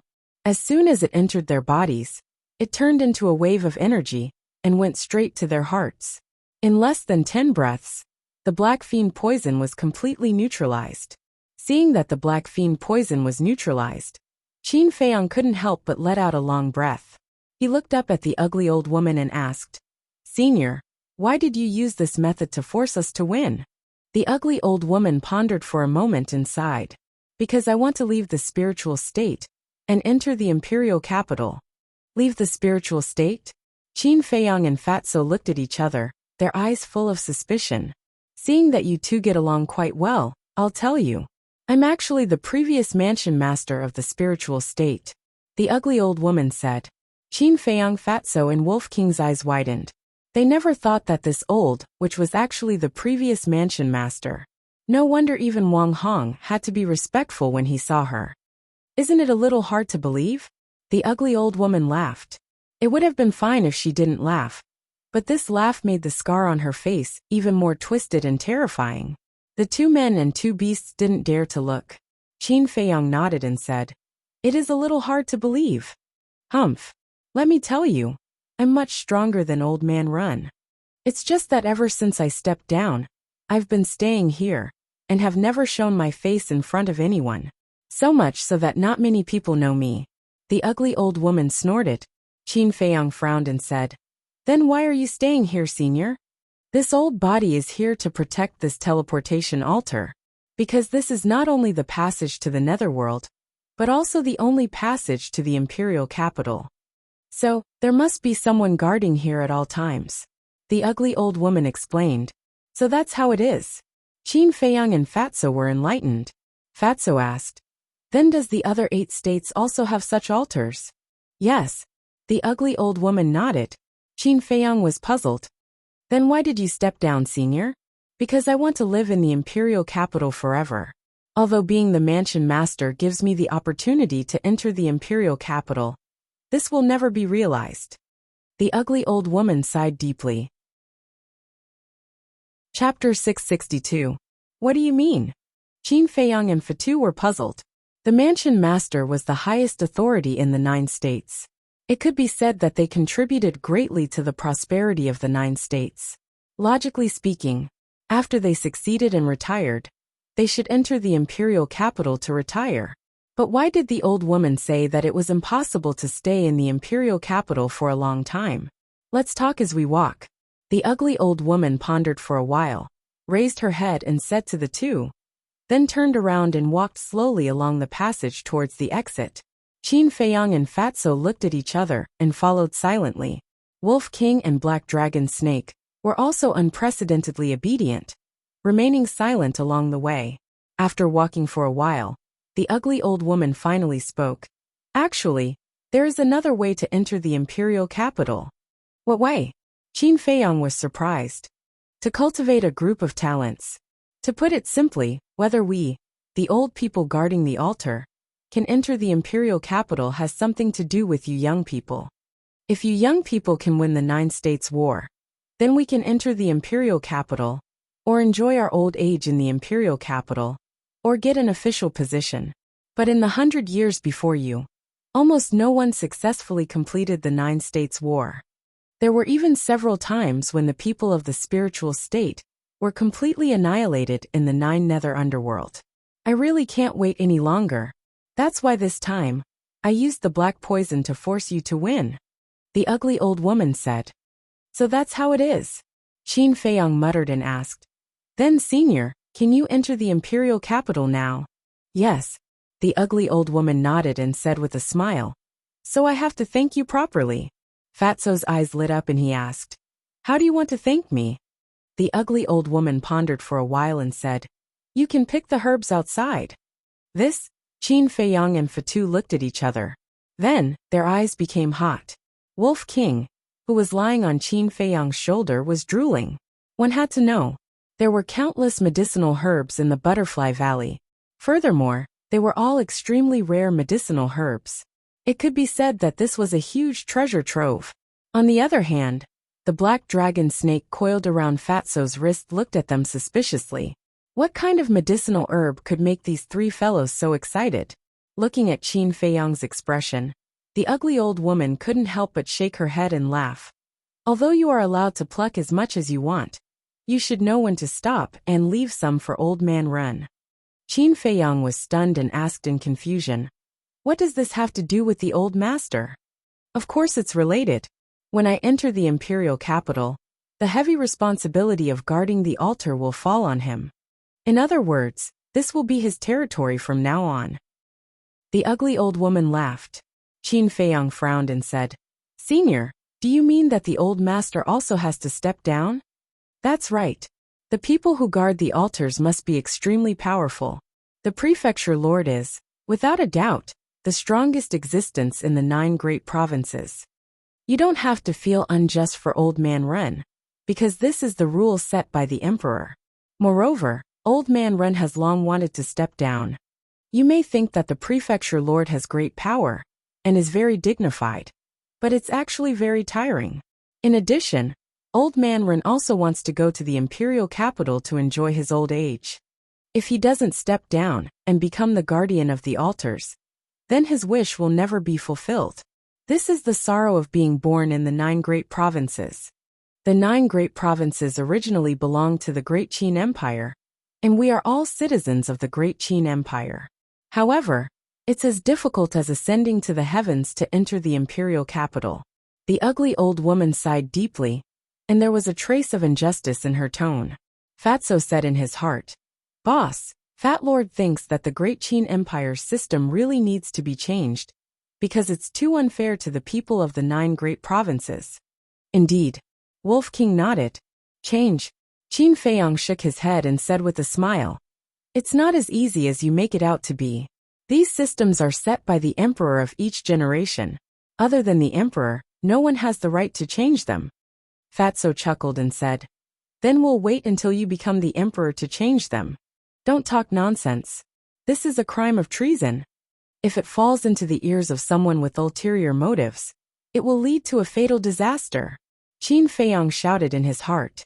What are you afraid of? It's only a matter of time anyway. Fatso curled his lips in disdain.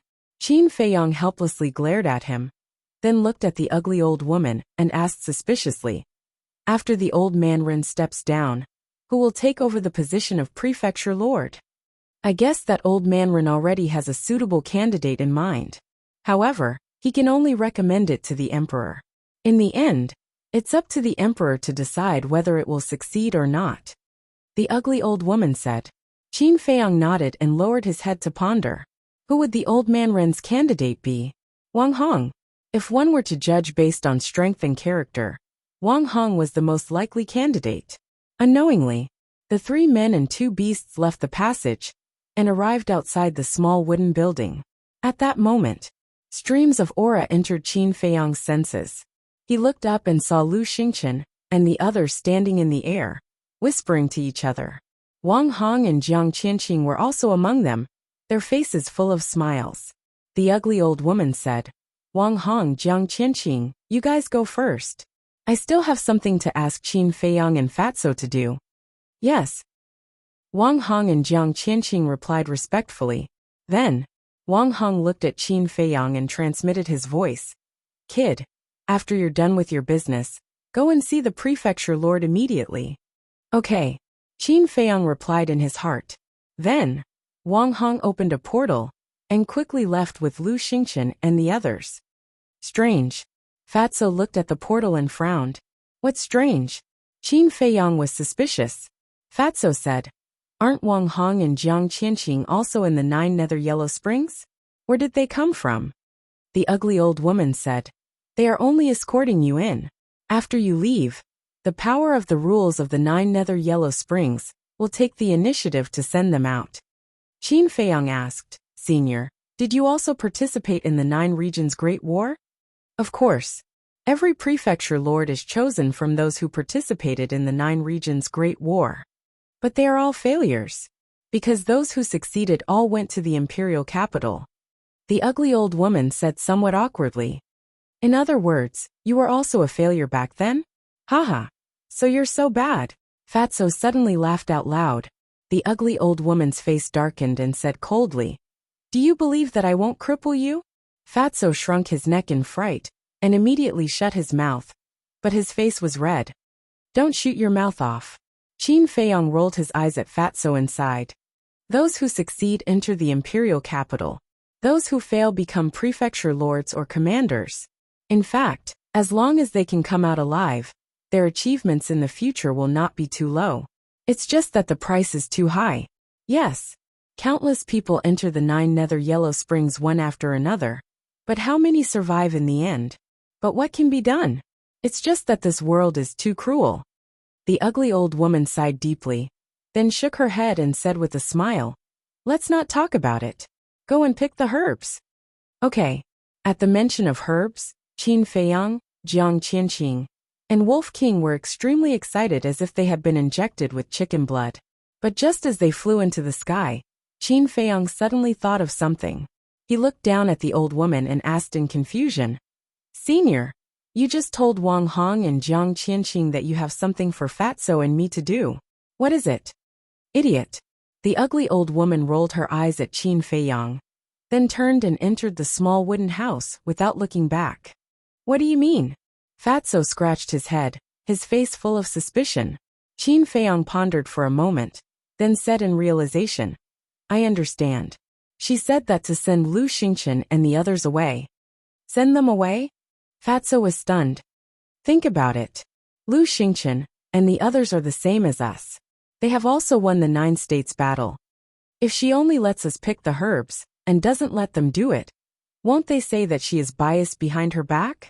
Qin Feiyang said with a smile. Haha. Fatso was stunned. Then he laughed and said, I didn't expect this old witch to be so scheming. A row of black lines immediately appeared on Qin Feiyang's forehead. He angrily said, That's enough. If your disrespect angers her, and she doesn't let us pick the medicinal herbs, I won't forgive you. Hee. Don't worry, she can't hear you. Fatso laughed mischievously. But before he finished, the ugly old woman's cold voice came from the small wooden house. Although this old woman is old, my ears are still very good. Damn, Fatso, you better be careful. Hearing this, Fatso's face changed and he smiled apologetically. Did you hear that? Be careful. Qin Feiyang glanced at Fatso with schadenfreude and flew towards the sea of flowers. TSK. Fatso raised his middle finger in disdain and quickly followed. In the sea of flowers, hundreds of flowers bloomed, and the fragrance of flowers assailed the nose. The herbs were like slender and elegant young girls, swaying in the wind and gushing out rays of light. As soon as Qin Feiyang entered the sea of flowers, he called out Lu Hong and the pangolin. When the black dragon snake saw the herbs, it was dumbfounded on the spot. There were so many herbs. No wonder Qin Feiyang and the others were so excited. For a moment, Qin Feiyang and the other 2, Wolf King and the other 2 beasts, began to frantically sweep through the sea of flowers. Boss, come over and take a look. What kind of herb is this? Suddenly, Fatso's surprised voice sounded. Qin Feiyang walked over and looked down at the herb in Fatso's hand. His eyes immediately lit up. This medicinal herb was a finger tall. Its entire body was green and crystal clear. There were 3 cloud-shaped leaves on it, emitting a hazy radiance. Fatso urged. What exactly is it, tell me? Qin Feiyang swallowed his saliva and said. This is the spirit cloud grass, one of the main ingredients for refining the spirit sea pill. I'll go. Fatso looked at the spirit cloud grass with shining eyes. The spirit sea pill could be used to cultivate a shattered chi sea. As one of the main medicinal herbs, the spirit cloud grass was definitely priceless. Qin Feiyang, I also found a fruit that I have never seen before. On the other side, Lu Hong also said at this time. Qin Feiyang hurriedly ran over and looked down. The excitement on his face could not be concealed. Chapter 663. Lu Hong looked at Qin Feiyang's expression and said with a smile. It seems that this is another precious medicinal herb. It's not just a little precious, it's very precious. This fruit is called the dragon saliva fruit. It's a medicinal herb used to refine the 9-turn dragon blood pill. And it's second only to the first-ranked dragon blood. Qin Feiyang was extremely excited. He originally thought that the 9-turn dragon blood pill's medicinal herbs could only be found in the imperial capital. But he didn't expect to find one here. He scanned the sea of flowers. It was hard to imagine how many more of these medicinal herbs there were. He came back to his senses and shouted. Quick, quick! All the medicinal herbs you haven't seen before, don't leave a single one behind. After an entire hour, the few of them finally stopped sweeping and gathered together. Qin Feiyang asked, How's the harvest? Fatso held a Qingkuan bag and waved it in front of Qin Feiyang. He said with a sneaky smile. Together, it's almost half a Qingkuan bag. Qin Feiyang was overjoyed when he heard this. Then he waved his hand and let everyone into the castle. He walked to the altar, opened the iron box and took out the pill scripture. He said to Fatso and Lu Hong, Categorize the medicinal herbs. If you encounter any medicinal herbs you don't know, read the pill scripture. Pangolin black dragon snake, stay here and help. After that he added another sentence. Understood. The two nodded and immediately squatted on the ground getting busy. Qin Feiyang also left the castle with Wolf King and went to the small wooden house. In front of the courtyard gate, Qin Feiyang stood respectfully and cupped his hands. Senior, I'll take my leave first. Go. When we enter the imperial capital, I'll let old man Rin inform you. The ugly old woman's voice came from the wooden house. Thank you, Senior. Qin Feiyang bowed and expressed his thanks. Then he walked into a teleportation gate. Mansion Master's mansion. In the conference hall, the old man sat on the top. Wang Hong and Jiang Qianqing sat on the 2 seats below. Ren Wushuang, Lu Xingchen, Dong Junyang, and Shenmei stood in the center of the hall, recounting what had happened in the Yellow Springs. Although the old master and Wang Hong had experienced the Great War of the 9 prefectures, they still couldn't help but shudder when they heard the narration of the 4 people. Whoosh! Outside the palace, a ripple suddenly appeared in the void, and Qin Feiyang and Wolf King appeared out of thin air. Brother Qin, Brother Wolf King, congratulations. That's right. Now not only will you be able to enter the imperial capital, but you will also be famous throughout the 9 great provinces. As soon as the guards outside the hall saw the man and the wolf appear, they immediately surrounded them. Wolf King smiled proudly and said, Are you envious? I'm not envious, I'm very envious. We dream of going to the imperial capital, but unfortunately, we won't have the chance in our entire lives. Brother Qin, Brother Wolf King, when you go to the imperial capital, you must work hard. Don't embarrass our spiritual state. The group of people smiled and complimented. Wolf King patted his chest and said in high spirits, Don't worry, when we reach the imperial capital, we will still be the ones bullying them. The group of people couldn't help but laugh. However, with this man and wolf's lawless personality, they might really turn the imperial capital upside down. Brat, what are you doing outside? Coming quickly. At this moment, the old master's dissatisfied voice sounded in the hall. The guards surrounding Qin Feiyang and Wolf King hurriedly retreated to the side. Qin Feiyang smiled at the group of people, walked to the door, and gently pushed it open. Then he walked in and bowed. "Greetings, Mansion Master." The old master glanced at him and said, "Close the door." Qin Feiyang turned around and closed the palace door. He walked to the side of Ren Wuxuang and the others and looked at Wang Hong and Jiang Qinqing. He cupped his hands and said with a smile, "Seniors, how have you been?" "We're still the same. As for you, I heard from Wuxuang and the others that you showed off your might in the 9 Nether Underworld." Wang Hong teased. "I was lucky." Qin Feiyang laughed dryly. Wang Hong's face twitched, and he said, "Mansion Master and I were also very lucky back then. Why didn't we win?" This. Qin Feiyang thought for a moment and smiled awkwardly. "Maybe it's because we were a little luckier than you."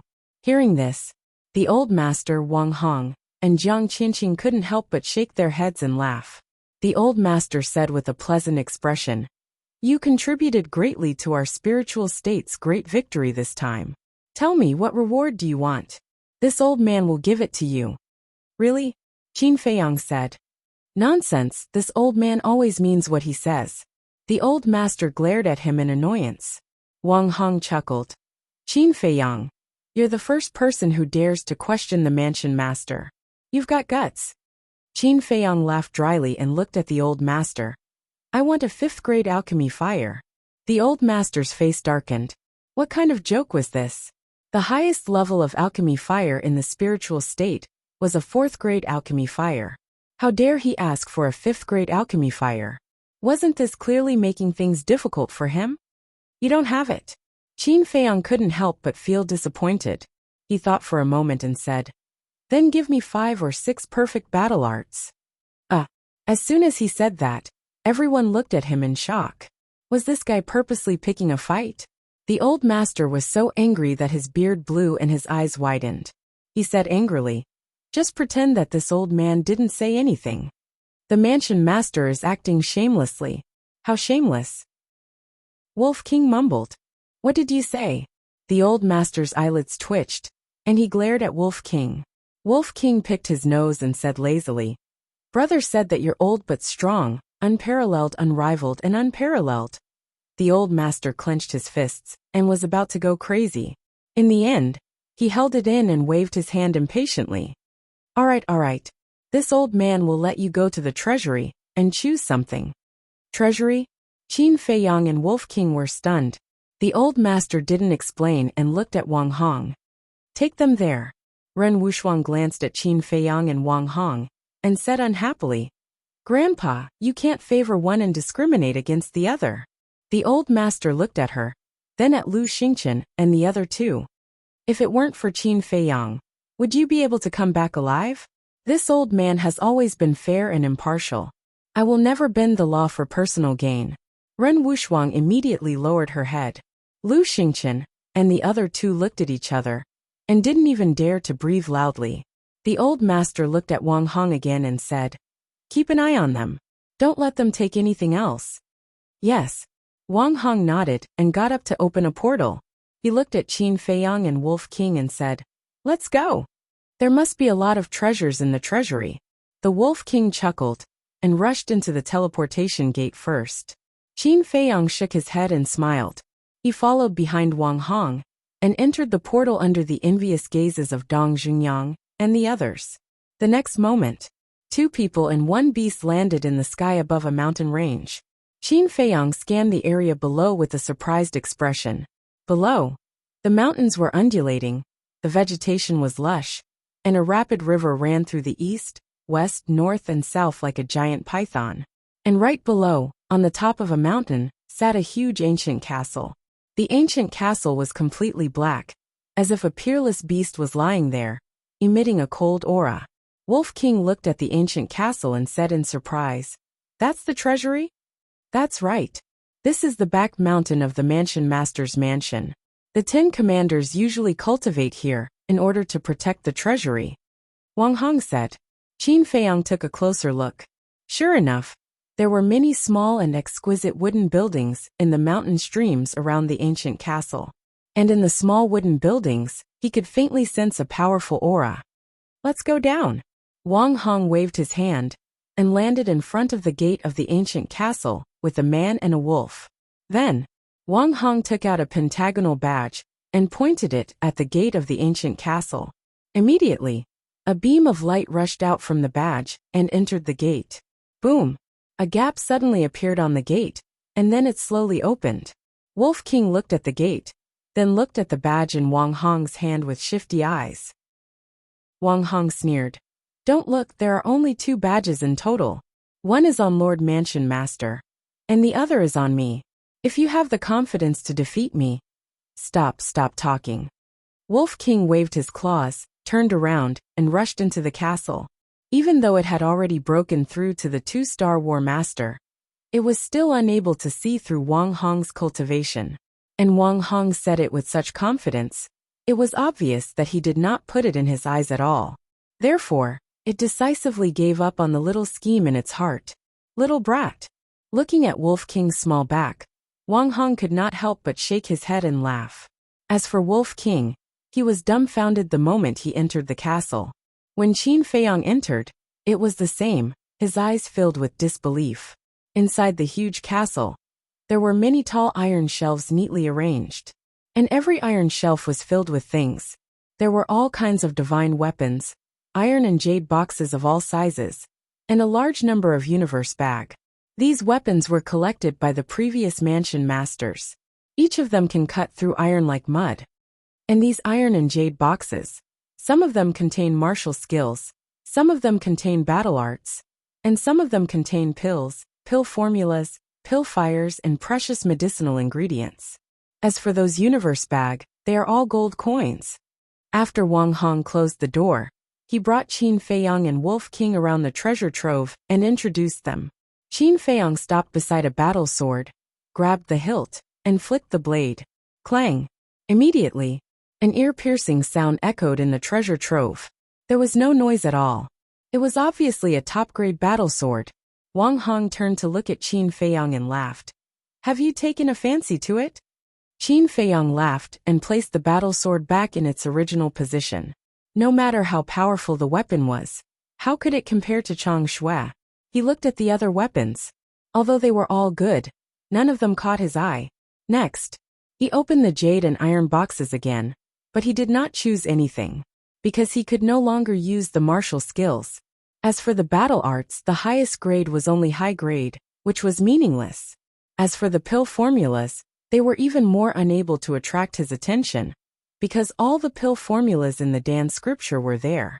The only thing that moved him was the medicinal ingredients and the pill fire. But in the end, the pill fire was only 1st grade, 2nd grade, and 3rd grade. There wasn't even a 4th grade pill fire, let alone the 5th grade pill fire that he desired. In the end, he gave up on the pill fire and only focused on the medicinal ingredients. "What exactly do you want?" Seeing that Qin Feiyang did not make a decision, Wang Hong gradually lost his patience. One had to know. Ordinary things couldn't enter this treasure trove at all. In other words, the things that could enter this treasure trove, other than gold coins, were all valuable treasures. But looking at Qin Feiyang's current appearance, it seemed that nothing could catch his eye. "Don't worry." Qin Feiyang smiled and walked towards the deepest part of the treasure trove. After a series of observations, he discovered that the deeper he went, the more precious the items were. A moment later, he stopped in front of the innermost row of iron shelves and raised his head to scan the jade boxes on them. Very quickly, Qin Feiyang discovered something unusual. On the other iron shelves, there were dozens of jade boxes piled up on each floor. Chapter 664. There must be something fishy going on. Qin Feiyang decisively grabbed a jade box and opened it. Just as the box was opened, a cold aura surged out. Qin Feiyang's eyes immediately lit up with joy. Inside the jade box lay a strange flower the size of a baby's fist. It was completely white, as if it was carved out of white bones. Wasn't this the flower of death? At the same time, the Wolf King's eyes also shone brightly as he drooled. He didn't expect that there would be such a treasure hidden in this treasure vault. Looking at Qin Feiyang and Wolf King's eyes, Wang Hong frowned slightly and asked, "Do you know what this is?" "What do you mean?" "As one of the guardians of the treasure vault, you don't know about the flower of death?" Qin Feiyang was stunned and shook his head. I don't know. Senior, can you explain it? You really don't know? Wang Hong looked at Qin Feiyang suspiciously. Qin Feiyang nodded. Wang Hong secretly heaved a sigh of relief and smiled. This is just a very ordinary medicinal herb. It's not very useful. A man and a wolf looked at each other. Flower of death is ordinary? Who are you trying to fool? Qin Feiyang chuckled. Senior, if you don't want me to take this flower of death away, you can just say so. Why lie to me? You know? Wang Hong was surprised. Wolf King pursed his lips. Of course I know. We got one in the netherworld. Wang Hong suddenly felt awkward. He really didn't want Qin Feiyang to take away the flower of death. Because the flower of death was too precious, he lied to Qin Feiyang and said that it was just an ordinary medicinal herb. But he never expected that he would end up losing the rice used to lure it. Instead, he made himself so embarrassed. Qin Feiyang glanced at Wang Hong in amusement.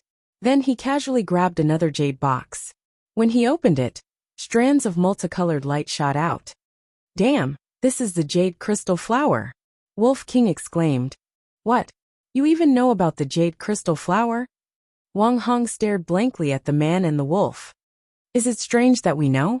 Wolf King glanced at him indifferently, and also grabbed a jade box. He opened it and immediately curled his lips in disdain. Inside the jade box was a blood ginseng. To others, the blood ginseng was a rare treasure that could only be encountered by chance. But to Wolf King, it was nothing at all. He immediately closed the lid of the box and put it back to its original position. But at this moment, Qin Feiyang suddenly frowned, stretched out his hand and said, Let me see. Previously, when Wolf King opened the jade box, he also glanced at the blood ginseng, but didn't pay it much attention. However, just as Wolf King closed the box, he suddenly had a strange feeling. This blood ginseng seemed to be somewhat different from ordinary blood ginseng. Wolf King said disdainfully, It's just a blood ginseng. What's there to see?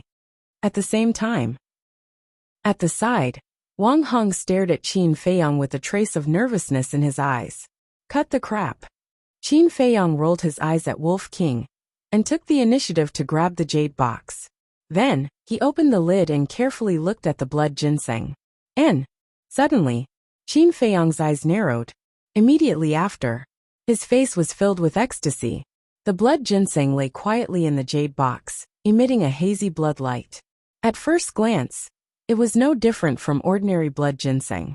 But if one looked carefully, there was a shocking discovery. On the surface of the blood ginseng, there was a blood-colored pattern. The shape of this pattern was like a tiger.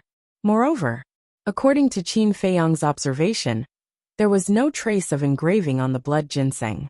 This was enough to show that this tiger-shaped pattern was not man-made. It grew on its own. He was no stranger to this pattern. It was called the tiger-shaped spirit pattern. Only medicinal herbs that had reached 10,000 years old would give birth to this tiger-shaped spirit pattern. In other words, the blood ginseng in front of him was 10,000 years old. 10,000-year-old blood ginseng. How could this not make him excited? That was because refining the small creation pill required these 10,000 years old medicinal herbs. He originally thought that these medicinal herbs were basically impossible to find. But he did not expect to find one here. At the same time, Wang Hong, who was at the side, looked at Qin Feiyang's expression and could not help but feel weak. It was over. He must have been discovered by this brat. He really could not understand how this Qin Feiyang knew everything. One had to know. Medicinal herbs that were 10,000 years old were already peerless. Therefore, very few people in the world knew the characteristics of 10,000 years old medicinal herbs. Even when he saw this blood ginseng back then, he only knew that this was a 10,000 years old blood ginseng, after hearing the old man's explanation. But Qin Feiyang could tell at a glance. Wasn't this too unbelievable? Could it be that this brat had seen it before? But that was impossible. Qin Feiyang was just a country boy. How could he have the chance to see this 10,000 years old medicinal herb? Just as Wang Hong was puzzled, Qin Feiyang closed the jade box, turned to look at Wang Hong, and said with a smile, Senior, I want this blood ginseng. Wang Hong's face suddenly twitched. Wolf King was a little anxious and said with a voice transmission, Little Qin Zi, You don't want the death flower and the jade crystal flower, but you want this blood ginseng. Is there something wrong with your head?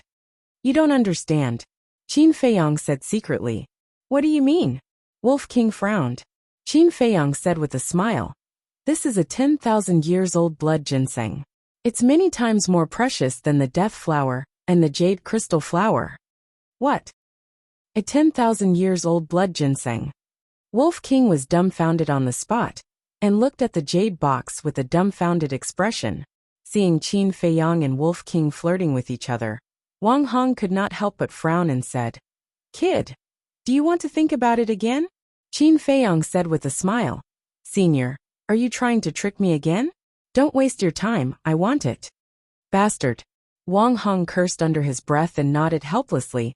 Okay, it's the mansion master who said so. Take it. Qin Feiyang smiled and put away the iron box without hesitation. He glanced at the other jade boxes and asked suspiciously, Senior, why are there 10,000 years old medicinal herbs here?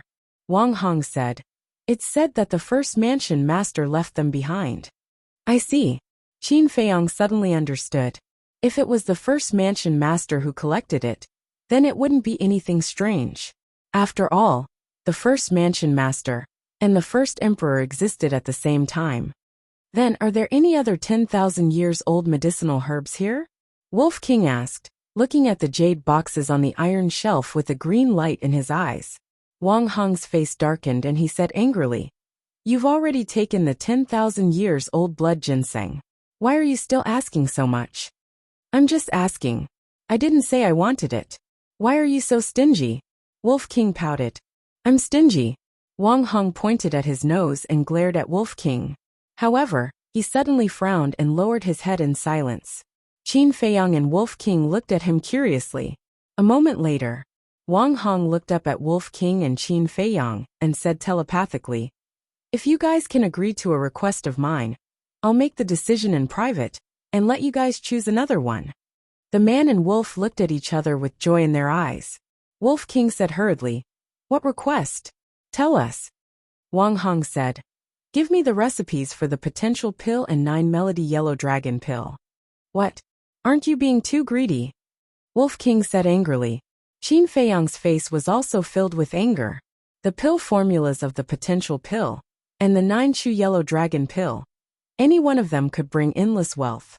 Wasn't he afraid of dying from overeating by asking for 2 recipes? Most importantly, this was the state capital's treasure vault. Everything here didn't belong to anyone. Even the old master, who was the mansion master, could not take it for himself. That was because this was a public asset of the entire spiritual state. But now Wang Hong was using the things here to make a deal with him? Qin Feiyang really did not expect that Wang Hong, who had always been open and aboveboard, would be so scheming. Looking at Qin Feiyang and Wolf King's expressions, Wang Hong sighed deeply and said, I know that you guys must be thinking that I'm a greedy villain. Aren't you? Wolf King sneered. No. Wang Hong shook his head and said, I'm doing this for the mansion master. Qin Feiyang frowned.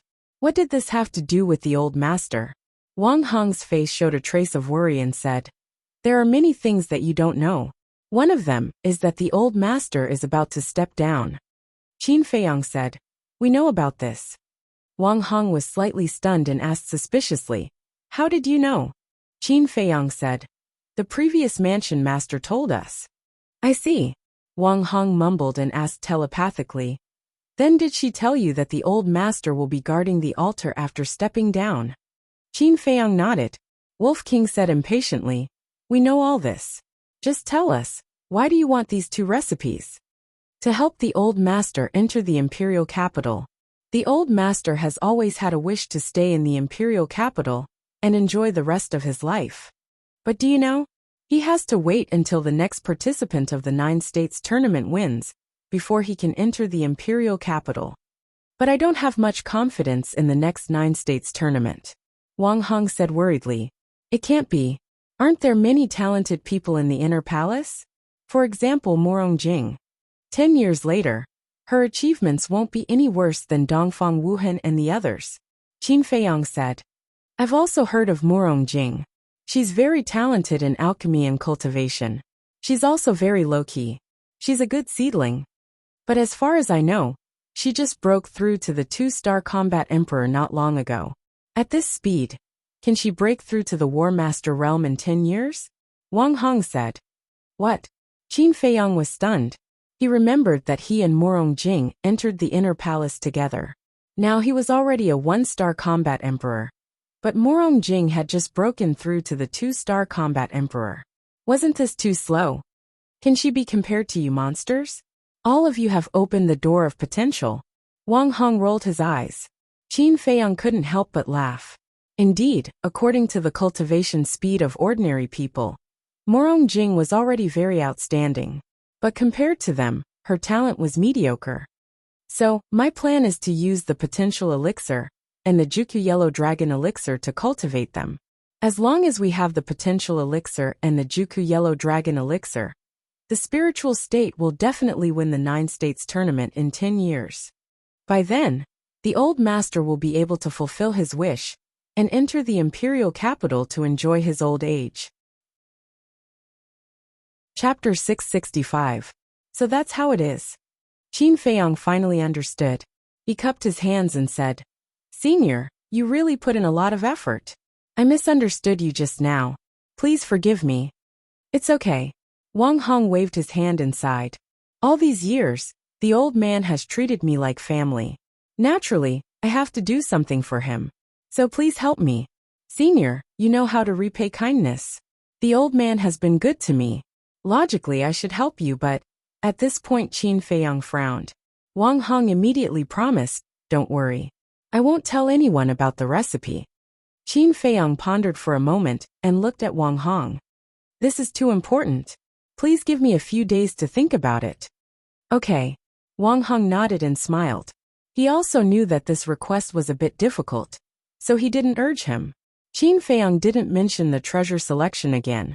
After all, he didn't promise anyone. How could he bring it up? 2 people and 1 wolf walked out of the treasury one after another. Immediately, a beautiful figure entered their sight. It was Ren Wushuang. After Wang Hong closed the stone door, he asked in confusion, Wushuang, why are you here?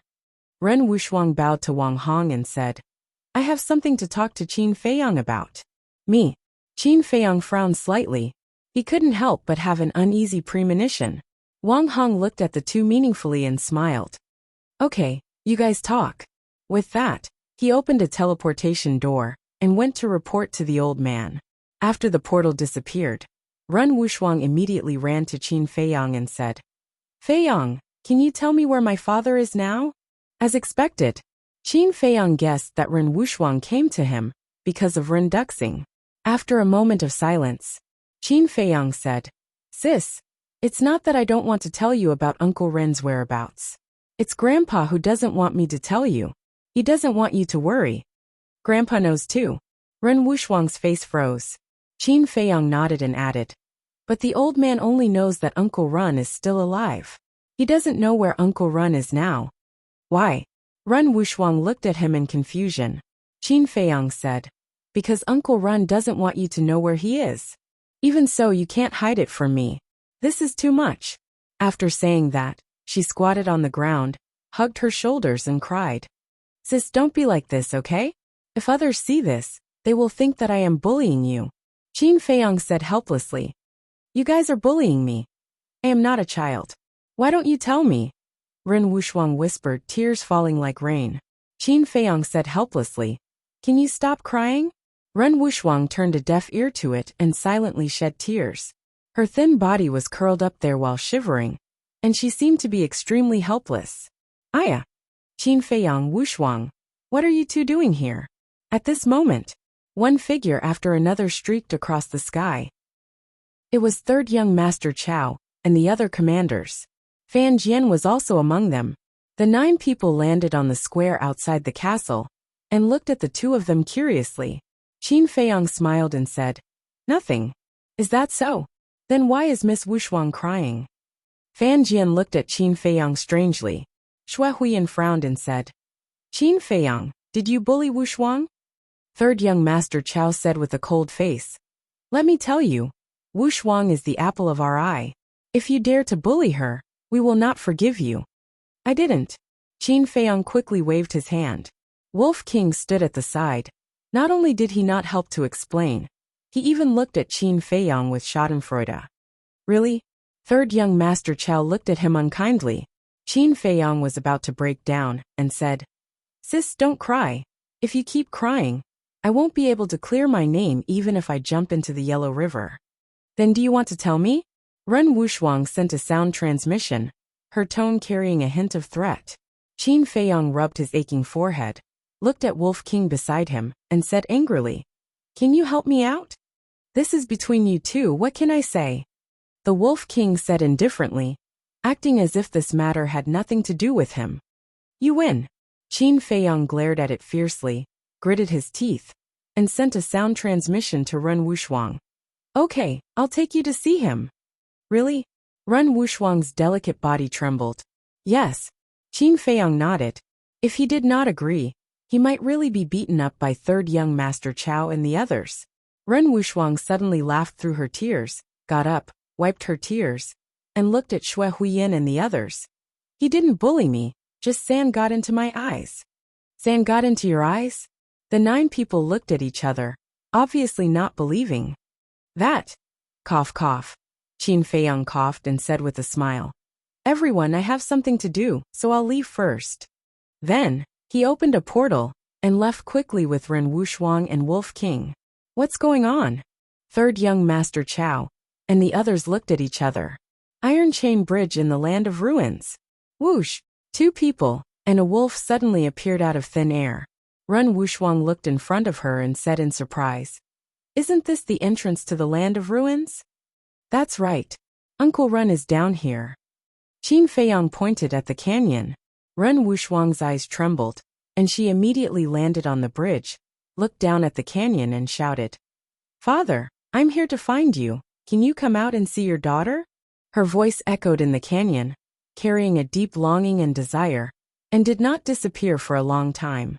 But in the canyon, other than the whistling of the storm, no other sound could be heard. Father, I know you don't want to see me, don't want me to know you're here. You must have your reasons.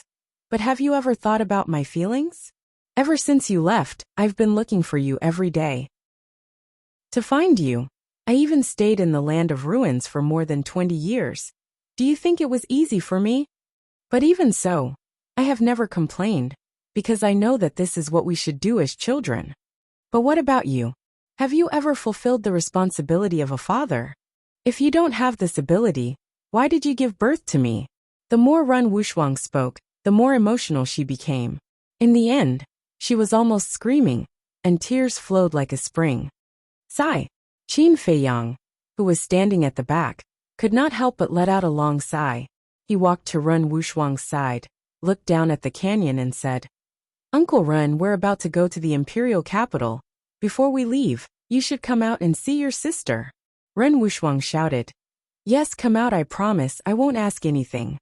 Shuang, or why are you doing this?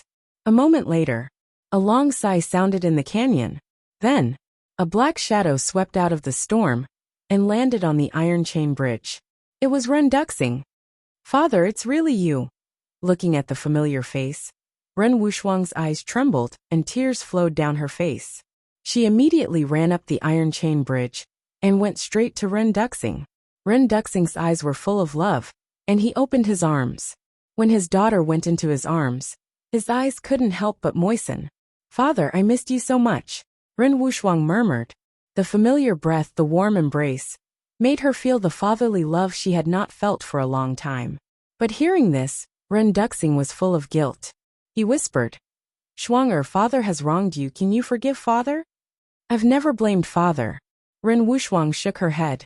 Ren Duxing's nose was sour, and 2 drops of old tears finally came out of his eyes. Wolf King looked at the father and daughter and murmured, Little Qinzi, are you jealous? Who wouldn't be jealous of such a family? But not everyone can have it. After Qin Feiyang finished speaking, he looked up at the sky with a very complicated look in his eyes. After a while, he retracted his gaze, glanced at Ren Duxing, waved his hand, and took Wolf King into the castle. Looking at Fatso and Lu Hong who were still busy, Qin Feiyang smiled and said, How is it going? Fatso wiped the sweat on his forehead and said with a smile, There are too many. It will take at least until tomorrow to sort it out. Qin Feiyang smiled faintly and said, Then put it down first. What's wrong? Lu Hong was puzzled. Qin Feiyang smiled and said, We are going to the capital soon. I think it's time to tell you some things. Lu Hong and Fatso looked at each other, immediately put down the medicinal materials in their hands, got up, and looked at Qin Feiyang. Luo Qinxue and Lin Yi also opened their eyes one after another. Qin Feiyang looked at Lin Yi and said with a smile, Haven't you always wanted to know my origin? Now I will tell you that I was indeed born in the capital. Lin Yi's delicate body trembled, but she quickly calmed down and waited for the following words. Qin Feiyang's gaze swept across everyone, and the black dragon snake. He smiled and said, My father is someone you all know, the current emperor of the great Qin Empire. What? Lin Yi and Luo Qinxue suddenly got up and looked at Qin Feiyang in disbelief. There were stormy waves in their hearts. The black dragon snake was also shocked to the extreme. As for Wolf King, Pangolin, Fatso, and Lu Hong, they were not surprised because they already knew this. The only thing they wanted to know was why Qin Feiyang came to the Iron Ox town. After a long while, Luo Qinxue recovered and asked, Are you really the son of the emperor? Of course. Qin Feiyang smiled and said. Hearing this, Luo Qinxue looked up and down at Qin Feiyang. Then she actually knelt on the ground. Qin Feiyang's face changed. He hurriedly went up to hold Luo Qinxue and frowned. Auntie Xue, what are you doing? Luo Qinxue said in a panic. You are the prince, of course I have to salute. Qin Feiyang smiled helplessly and said, Auntie Xue, aren't you treating me like this? Don't be like this, and now I'm no longer a prince. Not a prince. Luo Qinxue was taken aback and wondered, why? Qin Feiyang smiled self-deprecatingly and said, As early as more than 10 years ago, the emperor had already ordered to abolish my identity as a prince. If it weren't for my mother to plead for me, I'm afraid I would have already turned into a pile of soil. What? Luo Qinxue and Lin Yi were stunned. Fatso and the others were also trembling physically and mentally. It turned out that all this was related to the emperor. No wonder every time Qin Feiyang's father was mentioned, Qin Feiyang would be furious. However, why did the emperor order to abolish his son? Chapter 666. Qin Feiyang pondered for a while and smiled faintly. My talent was not bad back then. I suddenly became a 9-star martial master when I was 10 years old. A 9-star martial master at the age of 10? Lin Yi's face froze. This talent is not only not bad, it is simply monstrous. But this is even more strange. Qin Feiyang has such amazing talent. It can be said that his future is limitless, but the current emperor actually poisoned him. Is he stupid? Wolf King frowned and asked. Little Qinzi, what is the reason? Qin Feiyang shook his head and said, I don't know the reason. You don't know? Wolf King, Fatso, and others looked at each other. Qin Feiyang said, I remember that when I had a conflict with the eldest prince, my eldest brother, he killed me and seriously injured me. Upon hearing this, Fatso said angrily, As the eldest brother, he actually killed you. Isn't this too much? What's more, aren't you a 9-star martial master? Why can't you beat him? Haven't you heard of this saying? The most ruthless imperial family. In the imperial palace, there is no kinship at all, only power struggles. And the eldest prince is 8 or 9 years older than me. At that time, he was already a 5-star martial ancestor. I am a 9-star martial master. No matter how heaven-defying I am, I can't be his opponent. Qin Feiyang shook his head and smiled bitterly. Fatso suddenly said, I see. You continue. Speak slowly. Don't get too excited. Do I look excited to you? Qin Feiyang rolled his eyes at him. In the past, he was indeed very aggrieved and angry. Every night, he was awakened by nightmares. But now he figured it out. Whatever happened, no matter how much you resent or hate it, it is impossible to change anything. Only by facing it with strength, optimism, and courage can you live more at ease. In short, you can't let the past affect your heart. Gathering his thoughts, Qin Feiyang continued. Although the injuries I suffered that time were very serious, the imperial palace did not lack top-grade healing pills. I woke up the next morning. But not long after I woke up, misfortune befell me. When he said the last sentence, Qin Feiyang's tone obviously changed. Fatso and the others also held their breaths, waiting for Qin Feiyang to continue. After I woke up, I was still reading the historical records in the pavilion outside the bedroom as usual. I remember that it was a rainy day. Just as I was engrossed in the movie, 4 of my father's personal bodyguards suddenly appeared and threatened to kill me. At that time, I wasn't mentally prepared at all. I was stunned. Father has always doted on me. How could he kill me? Besides, I didn't do anything wrong. But the 4 guards didn't explain anything. They pulled out their butcher's knives and slashed at my head. Qin Feiyang said, his hands couldn't help but clench. Although more than 10 years had passed, every scene and face at that time was clearly imprinted in his mind. At the same time, Fatso and the others couldn't help but feel cold all over. Killing without any reason. Was the emperor really so heartless? Lu Hong asked. And then, of course I wasn't willing. Even if you want me to die, shouldn't you let me die with a clear understanding? I didn't hesitate to call for help from my mother. My mother is very strong. She rushed over in an instant and stopped the 4 guards. But at the same time, my father also came. But that kind face was no longer there. It was all indifference. Especially the way he looked at me. That kind of ruthless coldness. I still can't forget it. And no matter how I asked, he didn't say a word. Qin Feiyang said in a deep voice, his eyes as sharp as a blade. Fatso said, "What about your mother?" My mother didn't know the reason.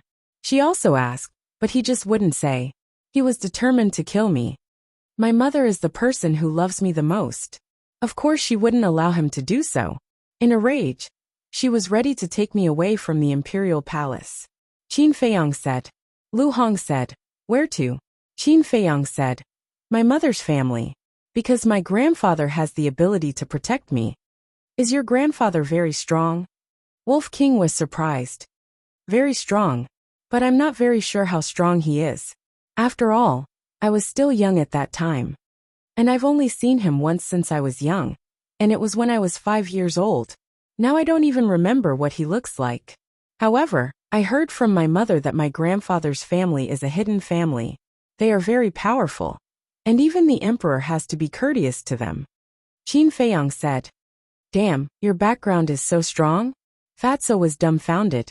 Not only did he have a mother who was the empress, but he also had a grandfather who even the emperor was afraid of. This was simply awesome. Since your grandfather is so strong, why didn't he come to save you back then? Lu Hong was suspicious. Qin Feiyang said. I heard from my mother that my grandfather's family is very far from the imperial palace. At that time, things happened so suddenly that there was no time to inform him. Lu Hong asked. In the end, how did you escape? Upon hearing this question, Qin Feiyang's body and mind suddenly trembled. He closed his eyes, and his face was full of pain. 2 drops of tears even flowed from the corners of his eyes. Lu Hong and the others fell silent and didn't disturb him, because at a glance, they knew that this story was Qin Feiyang's greatest pain. After a long time, Qin Feiyang opened his eyes and sighed. It was my mother who begged the emperor. At that time, my mother was ready to take me away from the imperial palace, but the emperor stopped her and fought with my mother. The emperor was stronger than my mother. In the end, my mother was seriously injured by him. Helpless, my mother knelt on the ground and begged him. Qin Feiyang clenched his hands together tightly, and his eyes were red. When he thought of the scene of his mother kneeling to the emperor in order to save him, his heart was bleeding. He could be killed. He could be humiliated. But humiliating his mother was out of the question. Phew. After a while, Qin Feiyang exhaled a long breath and calmed the anger in his heart. In the end, under my mother's bitter pleading, the emperor changed his mind and didn't kill me. However, he wanted to abolish my cultivation and expel me from the imperial capital, never to return. Moreover, my mother was not allowed to come to me. This is the details of my encounter. After telling this story, Qin Feiyang felt a lot more relaxed. Brother Feiyang. Lin Yi looked at Qin Feiyang with tears streaming down her face. She never thought that Qin Feiyang had such an unbearable past. He must have had a hard time these years. Child, don't be sad. Although you have lost a lot, you have also gained a lot. Look at Wolf King Fatso and Lu Hong. They are all your companions. Luo Qinxue stepped forward and comforted him softly. Qin Feiyang glanced at them one by one and bowed. Thank you for your company over the years. Why are you so polite to us? Are you asking for a beating? Wolf King glared at him fiercely. Qin Feiyang shook his head and laughed. Fatso suddenly said, Boss, have you ever thought about whether this matter has anything to do with the eldest prince? And Qin Feiyang was taken aback. On the first day, you had a conflict with the eldest prince. But on the second day the emperor, who has always loved you, turned against you. Why does Fat Lord feel that something is wrong? Fatso frowned. It should have nothing to do with him. That's because he was the one who injured me, not the other way around. Moreover, he was the one who provoked me first. If it really happened because of this, the emperor should punish him. Qin Feiyang said. That's true. Fatso nodded, frowning. He was puzzled. As for the reason, I will slowly investigate it when I enter the imperial capital. Now, I am telling these things not to win your sympathy, but to let you understand my next situation. Qin Feiyang said. Wolf King raised his eyebrows and said, What do you mean? I don't even know if I can survive this trip to the imperial capital. You are all my friends, even my family. I don't want to implicate you. So, I hope that you won't go to the imperial capital. Qin Feiyang's face had a trace of pleading. Fuck. Are we the kind of people who are afraid of death? You treat us as friends, and we treat you as friends. Between friends, shouldn't we enjoy joys and sorrows together? Let me tell you, if you say such things again, don't blame us for falling out with you. Fatso and Wolf King said angrily. Lu Hong's brows were tightly knitted, and she was a little unhappy. Qin Feiyang sighed. I don't want to lose you. We don't want to see you fight alone. Anyway, I must go to the imperial capital. You can't stop me even if you want to. Wolf King smiled coldly. Yes. Fatso nodded and snorted. You want to enjoy glory and wealth alone? Dream on. You. Qin Feiyang looked at the man and the wolf. He was quite angry, but more than that he was touched. In life, one didn't need too many friends, as long as they were sincere. Luo Qinxue glanced at them and said with a smile, Feiyang, if you really treat them as friends, don't say such things in the future, because it will only hurt their hearts. Qin Feiyang looked at Luo Qinxue and couldn't help but frown. Okay, don't say anything. Let them go. If you really leave them in the spiritual state, they won't be able to cultivate in peace. Besides, I don't feel at ease leaving them here, because except for you, no one can restrain them. At that time, I don't know what trouble they will cause. As for me, it's better not to go. With my little strength, I will only be a burden to you if I go. Luo Qinxue shook her head and smiled. Aunt Xue. Qin Feiyang's eyes were a little wet. In fact, he was most worried about Luo Qinxue, because Luo Qinxue was really good to him. He didn't want this woman, who was like a mother, to be hurt. Originally, he didn't know how to say it, but he didn't expect Luo Qinxue to be so considerate and bring it up herself. Then, he looked at Fatso and the others. Looking at the stubbornness and persistence on their faces, he sighed deeply and said with a smile, As long as you are not afraid of death, then go. TSK. Fat Lord even dares to enter the tiger's den, let alone the imperial capital? Fatso had a look of disdain. Keep bragging. Wolf King rolled his eyes at him, turned to Qin Feiyang, and said with a sneaky smile, Hee, I am still waiting to be the guardian beast of the great Qin Empire. You guys. Chapter 667. Then, Qin Feiyang looked at Yi again. At this moment, she was lowering her head and grabbing her belt tightly with both hands. Her eyes were filled with struggle. Qin Feiyang didn't say anything. She needed to make this decision herself. He looked at the black dragon snake and the pangolin and asked, Are you guys going? Of course. The pangolin said without hesitation. After tasting the benefits of opening the door of potential, it had already made up its mind to follow these fiends for the rest of its life. But the black dragon snake hesitated. Suddenly, it looked at Qin Feiyang and cautiously asked, If this emperor says I'm not going, Will you kill me to silence me? Qin Feiyang laughed. Although you and I haven't been together for long, I respect your choice, not to mention that my original intention was for you to stay in the spirit state. If that's the case then, the black dragon snake struggled for a moment and gritted its teeth. At most I'll die, I'll go. It was taking a gamble. Although this trip to the imperial capital pointed to disaster, it was still an opportunity.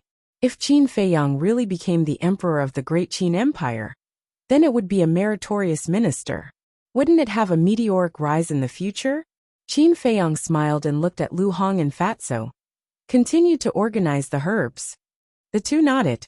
Then, Qin Feiyang appeared at the bridge with Wolf King and looked up at Ren Duxing and Ren Wushuang. The father and daughter stood on the iron chain bridge, talking and laughing, looking exceptionally warm. Sensing Qin Feiyang's aura, Ren Duxing also looked at Qin Feiyang and nodded with a smile. Qin Feiyang also revealed a smile. Then, Ren Duxing looked down at Ren Wushuang and smiled. Shuang, you should go back. Ren Wushuang's expression changed, and she hurriedly said, but I still want to accompany father for a while. Ren Duxing rubbed Ren Wushuang's head lovingly and said with a smile, silly boy, won't you have another chance in the future? But, Ren Wushuang still wanted to say something. Ren Duxing shook his head and said with a smile, don't hesitate. You've grown up now. You should understand that all good things must come to an end. Ren Wushuang pouted, feeling wronged, and said, then can you tell me why you're staying here? No. Didn't you just say that you won't ask anything? Ren Duxing smiled. All right. Ren Wushuang lowered his head, his eyes filled with reluctance. Alas! Seeing this, Ren Duxing couldn't help but sigh inwardly. With a wave of his hand, he swept up Ren Wushuang and flew towards Qin Feiyang and Wolf King. Several breaths later, the father and daughter landed at the end of the bridge, but Ren Duxing did not leave the iron chain bridge. Uncle Ren. Qin Feiyang bowed. Ren Duxing sized up Qin Feiyang and nodded. You broke through to 1-star War Master so quickly, not bad. Qin Feiyang laughed. Uncle Ren's strength is also unfathomable. Before long, I can only look up to you. Ren Duxing shook his head and laughed. He lowered his head and looked at Ren Wushuang who was beside him, and said, Shuang, I have some personal matters to discuss with Qin Feiyang. You should leave first. Ren Wushuang frowned and said angrily, you have something to hide from me again. What do you take me for? Ren Duxing said, Shuang, don't be willful. Father didn't let you know for your own good. Humph. Ren Wushuang coldly snorted, walked down the iron chain bridge, and walked into the distance. Before leaving, she glared fiercely at Qin Feiyang. Who did I offend? Qin Feiyang was a little depressed. After Ren Wushuang walked away, Ren Duxing said apologetically, Feiyang, this girl of mine is like this, don't mind her. Do I dare to mind? Qin Feiyang smiled bitterly, sorted out his emotions and asked suspiciously, Uncle Ren, what are you trying to say? Ren Duxing asked, how many people won the 9 regions war this time? Let me think. 1 Qiu Feng Wuxia, the twin sisters Ling Yu and the other 3, Tan Wu. Qin Feiyang pondered for a moment and said, if we don't count the people from our spirit state, there are a total of 9 people. Ren Duxing said, then who are the people from our spirit state? Qin Feiyang said, Lu Xingqian Dong Xingyang's sister Shun Mei. Ren Duxing pondered for a moment and asked, then do you feel that there is something wrong with anyone? Something wrong? Qin Feiyang thought carefully for a moment and said, if there is something wrong, it is only Lu Xingqian. What do you mean? Ren Duxing was surprised. First, he is hiding his cultivation level. At first, we all thought he was a 7 stars combat emperor. But in the end, I found that he is stronger than us, a 3-star combat grandmaster. Second, in the 9 Nether Yellow Springs, he secretly helped the people of Kong and Yuzhou several times. Third, he seems to know everything. No matter what he encounters, he knows. Qin Feiyang said. Ren Duxing frowned. Why would he help the people of Kong and Yuzhou? I don't know. I asked, but he didn't say. But when Qin Feiyang said this, his eyebrows also furrowed. Ren Duxing asked, but what? He told me that he means me no harm. And he also said that he owes me a favor. But I really can't remember when I helped him. Qin Feiyang was confused. You single-handedly destroyed the Liu family, he should hate you. It seems that there is something wrong with this person. Ren Duxing muttered and said. Feiyang, Uncle Ren has a request. What is it? Qin Feiyang was confused. Do you remember that I told you that among the people who participated in the 9 states battle, there is a high chance that Mu Tianyang's lackeys are among them? Ren Duxing said in a deep voice. Qin Feiyang's pupil shrank, and he said in surprise. You mean this person is Liu Xingqian? I don't know, but he is the most worthy of our attention. So I want to ask you to do everything possible to grasp his whereabouts after entering the imperial capital. Ren Duxing said. Qin Feiyang frowned and said. Uncle Ren, to be honest, I really don't want to care about these things. Ren Duxing was silent for a moment and said. Feiyang, I know this will put a lot of pressure on you, but I really can't find a suitable person. Qin Feiyang sighed helplessly and said. Well, I'll do my best. Just do your best. Ren Duxing smiled and said. Remember, inform me as soon as you have any news. Okay. Qin Feiyang nodded. Ren Duxing waved his hand and said. Then go work hard, and help me take care of Shuang. I will goodbye. Qin Feiyang cupped his hands and said goodbye, then turned and walked toward Ren Wuxuang. Whoosh! Ren Duxing looked at the 2 people and the wolf, then jumped into the canyon, and disappeared in the storm. During the whole process, Wolf King didn't say a word, as if it was thinking about something. After walking for a while it said, Little Qinzi, I don't know if you want to hear something. What is it? Qin Feiyang was stunned and puzzled. The enemy of my enemy is my friend. We can cooperate with Mu Tianyang, and use him to destroy your enemy in the imperial capital. Wolf King said, a cold light flashing in its eyes. Not bad. You know how to use your brain to think. Qin Feiyang looked at it in surprise and shook his head. But I won't do that, because cooperating with Mu Tianyang is tantamount to asking a tiger for its skin.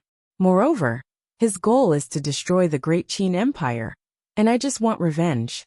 Wolf King asked. When the time comes, what if he really wants to destroy the great Qin Empire? Public is public, private is private.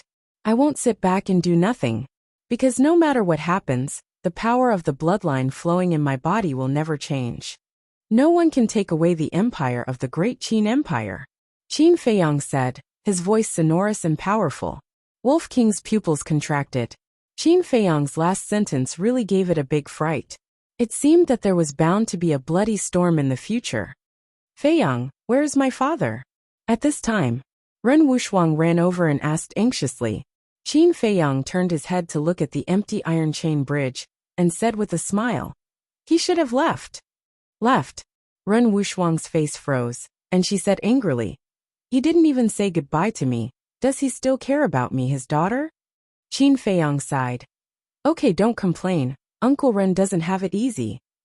Ren Wuxuang frowned, looked up and down Qin Feiyang for a moment, and said, Brother, tell me the truth. Do you know everything about my father? What is it? Qin Feiyang looked confused. Ren Wuxuang's forehead suddenly creased a row of black lines, and she said angrily, Stop pretending, tell me, why did he stay here? Oh my God, I really don't know. If you want to know, go ask your father, don't pester me all the time, okay? Qin Feiyang was helpless to the extreme. If he was willing to tell me, why would I ask you? Ren Wuxuang complained, grabbed Qin Feiyang's arm, and said with a smile. Feiyang, can you just tell sister? If the hard way didn't work, then she would use the soft way. But Qin Feiyang didn't fall for it at all. He forcefully pried Ren Wuxuang's fingers away, opened a teleportation door, and rushed in without looking back. Brat, I'm not done with you. Ren Wuxuang stomped her feet angrily and immediately chased in. Prefecture City. East City Treasure Pavilion. In the lounge. This brat is back. Why didn't he come to find me? Do I have to take the initiative to find him every time? He really doesn't know how to respect the old and love the young. Yin Yuanming paced back and forth in the room, looking extremely anxious. This brat was naturally referring to Qin Feiyang. Not long after Qin Feiyang returned, he received the news, and immediately returned to the lounge to wait. Of course, he wasn't missing Qin Feiyang, but those top-grade pills. But after waiting for so long, Qin Feiyang didn't come, and he couldn't help but feel resentment in his heart. Bastard, bastard. He cursed angrily and took out the image crystal. Swish. But at this moment, two people and a wolf appeared in the lounge out of thin air. Yin Yuanming was stunned. He turned his head and his face immediately surged with ecstasy. Who else could it be but Qin Feiyang? He immediately went up and said with a smile, "Brother Qin, you're back. Why didn't you inform me? I could have gone to welcome you." "Old fox, if you want the pills, just say it. Don't be so hypocritical, okay?" Wolf King picked his nose and said disdainfully. Yin Yuanming's expression froze, and he said angrily, "What are you talking about? Let me tell you, Wolf Cub, my feelings for Brother Qin can be witnessed by heaven and earth." Qin Feiyang's face twitched. He even used heaven and earth as a witness. This old fox was really going all out for the pills. "You're bragging." Wolf King glanced at Yin Yuanming disdainfully and jumped to the ground. He knocked here and there, as if he was looking for something. "Stop looking, there's no treasure here." Chapter 668. Qin Feiyang walked to the side of the tea table and sat on the chair. Yin Yuanming also went forward, picked up the teapot and poured tea, completely ignoring Ren Wushuang beside him. Ren Wushuang frowned and said, "Steward Yin, is my presence so insignificant?" Yin Yuanming was stunned. He turned his head and his face changed slightly. He hurriedly said, "Oh, isn't this Miss Ren? When did you come?" Qin Feiyang just picked up the teacup and took a sip. When he heard this, he directly spat it out. What kind of eyesight did this old fox have? She had been standing there for a long time, and actually didn't notice? It seemed that Yin Yuanming was going to offend this Mississippi. As expected, Ren Wushuang's face suddenly darkened. She clenched her jade-like hands and stared fiercely at Yin Yuanming. Cough, cough. Qin Feiyang coughed and kindly reminded him, "She came with me." "What?" Yin Yuanming suddenly changed color and smiled apologetically. "Miss Ren, I'm sorry. It's all my fault, please sit down." "Humph." Ren Wushuang snorted coldly and sat opposite Qin Feiyang. Her face was very ugly. What is this great aunt doing here? Yin Yuanming was puzzled. He secretly wiped his sweat, turned around and walked to the side of the tea table, and warmly greeted her. Qin Feiyang put down the teacup and said with a faint smile, "Don't be so polite, let's talk business." "Business?" Yin Yuanming was stunned and said suspiciously, "Aren't you here to deliver the elixir? You only have eyes for the elixir?" Qin Feiyang frowned. "Nonsense, I'm a businessman. Naturally, I'm talking business. Do you think I'll talk about love with you?" Yin Yuanming rolled his eyes. Qin Feiyang's face twitched and said helplessly, "I just came back and didn't have time to refine the elixir. Now I'm here to ask you for a favor." "What is it?" Yin Yuanming put down the teacup and looked at him suspiciously. Qin Feiyang said, "I have a very important person that I want to keep in your treasure pavilion." "Who?" Yin Yuanming asked. "Her name is Luo Qianxue." Qin Feiyang waved his hand, and Luo Qianxue instantly appeared out of thin air. Luo Qianxue bowed and said, "Greetings, manager." You're welcome. Yin Yuanming waved his hands repeatedly. What a joke. This brat had already said that this woman was very important to him. How could he still dare to put on airs? After sizing up Luo Qianxue for a moment, Yin Yuanming turned to look at Qin Feiyang. He frowned and said, "Brother Qin, based on our relationship, I will definitely help you with this small matter. But you also know that my treasure pavilion is a place to do business. Don't worry about it." Auntie Shui was the pavilion master of the precious treasure pavilion in Iron Ox Town.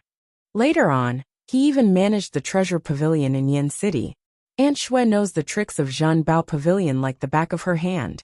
Qin Feiyang said with a faint smile. Yin Yuanming was stunned and said with a smile, "So she is one of us." Qin Feiyang smiled and said, "I wonder if you have heard of Jiang Jingyi?" "Of course I have. He was the previous chief pavilion master of the Yin County. He was very responsible and very capable. Our chief pavilion master even planned to transfer him to the state capital. Unfortunately, he died young." Yin Yuanming sighed. Qin Feiyang said, "Auntie Shui was his wife." "What?" Yin Yuanming suddenly stood up, and looked at Luo Qianxue in disbelief. He asked, "You are husband and wife?" "Yes." Luo Qianxue nodded, looking a little disappointed. "I didn't expect to meet Jiang Jingyi's widow. Okay. I will go to the chief pavilion master later and arrange a position for you," Yin Yuanming said. "Thank you." Luo Qianxue bowed and thanked him. "I said you don't have to be so polite."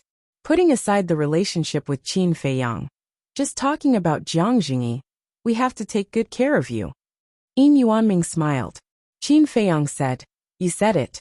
If I am in the capital and hear that Auntie Shui is wronged, I will not forgive you." Yin Yuanming straightened his back and said, "Okay, if that day comes, I will let you do whatever you want." "Thank you." Qin Feiyang stood up and cupped his hands to thank him. If he wanted to keep Luo Qianxue in the spiritual state, he had to arrange a place for her. And Zhenbao Pavilion in the capital was undoubtedly the best place. He could rest assured if she stayed here. Yin Yuanming smiled and said, "Brother Qin, we are done talking about Luo Qianxue. Shall we talk about the elixir now?" Qin Feiyang said, "Okay, give me a price. I will make it right away." So straightforward. Yin Yuanming was stunned. Then he was overjoyed and said with a smile, "Then I will say it. 3,000 red fire glaze elixirs, 500 potential elixirs, and 100,000 each of the other supreme grade elixirs." Qin Feiyang's face darkened, and his veins bulged. Wasn't this an exorbitant demand? "I say, are you looking for trouble?" Wolf King also looked at Yin Yuanming with bad intentions. "Don't misunderstand. We will provide all the herbs ourselves.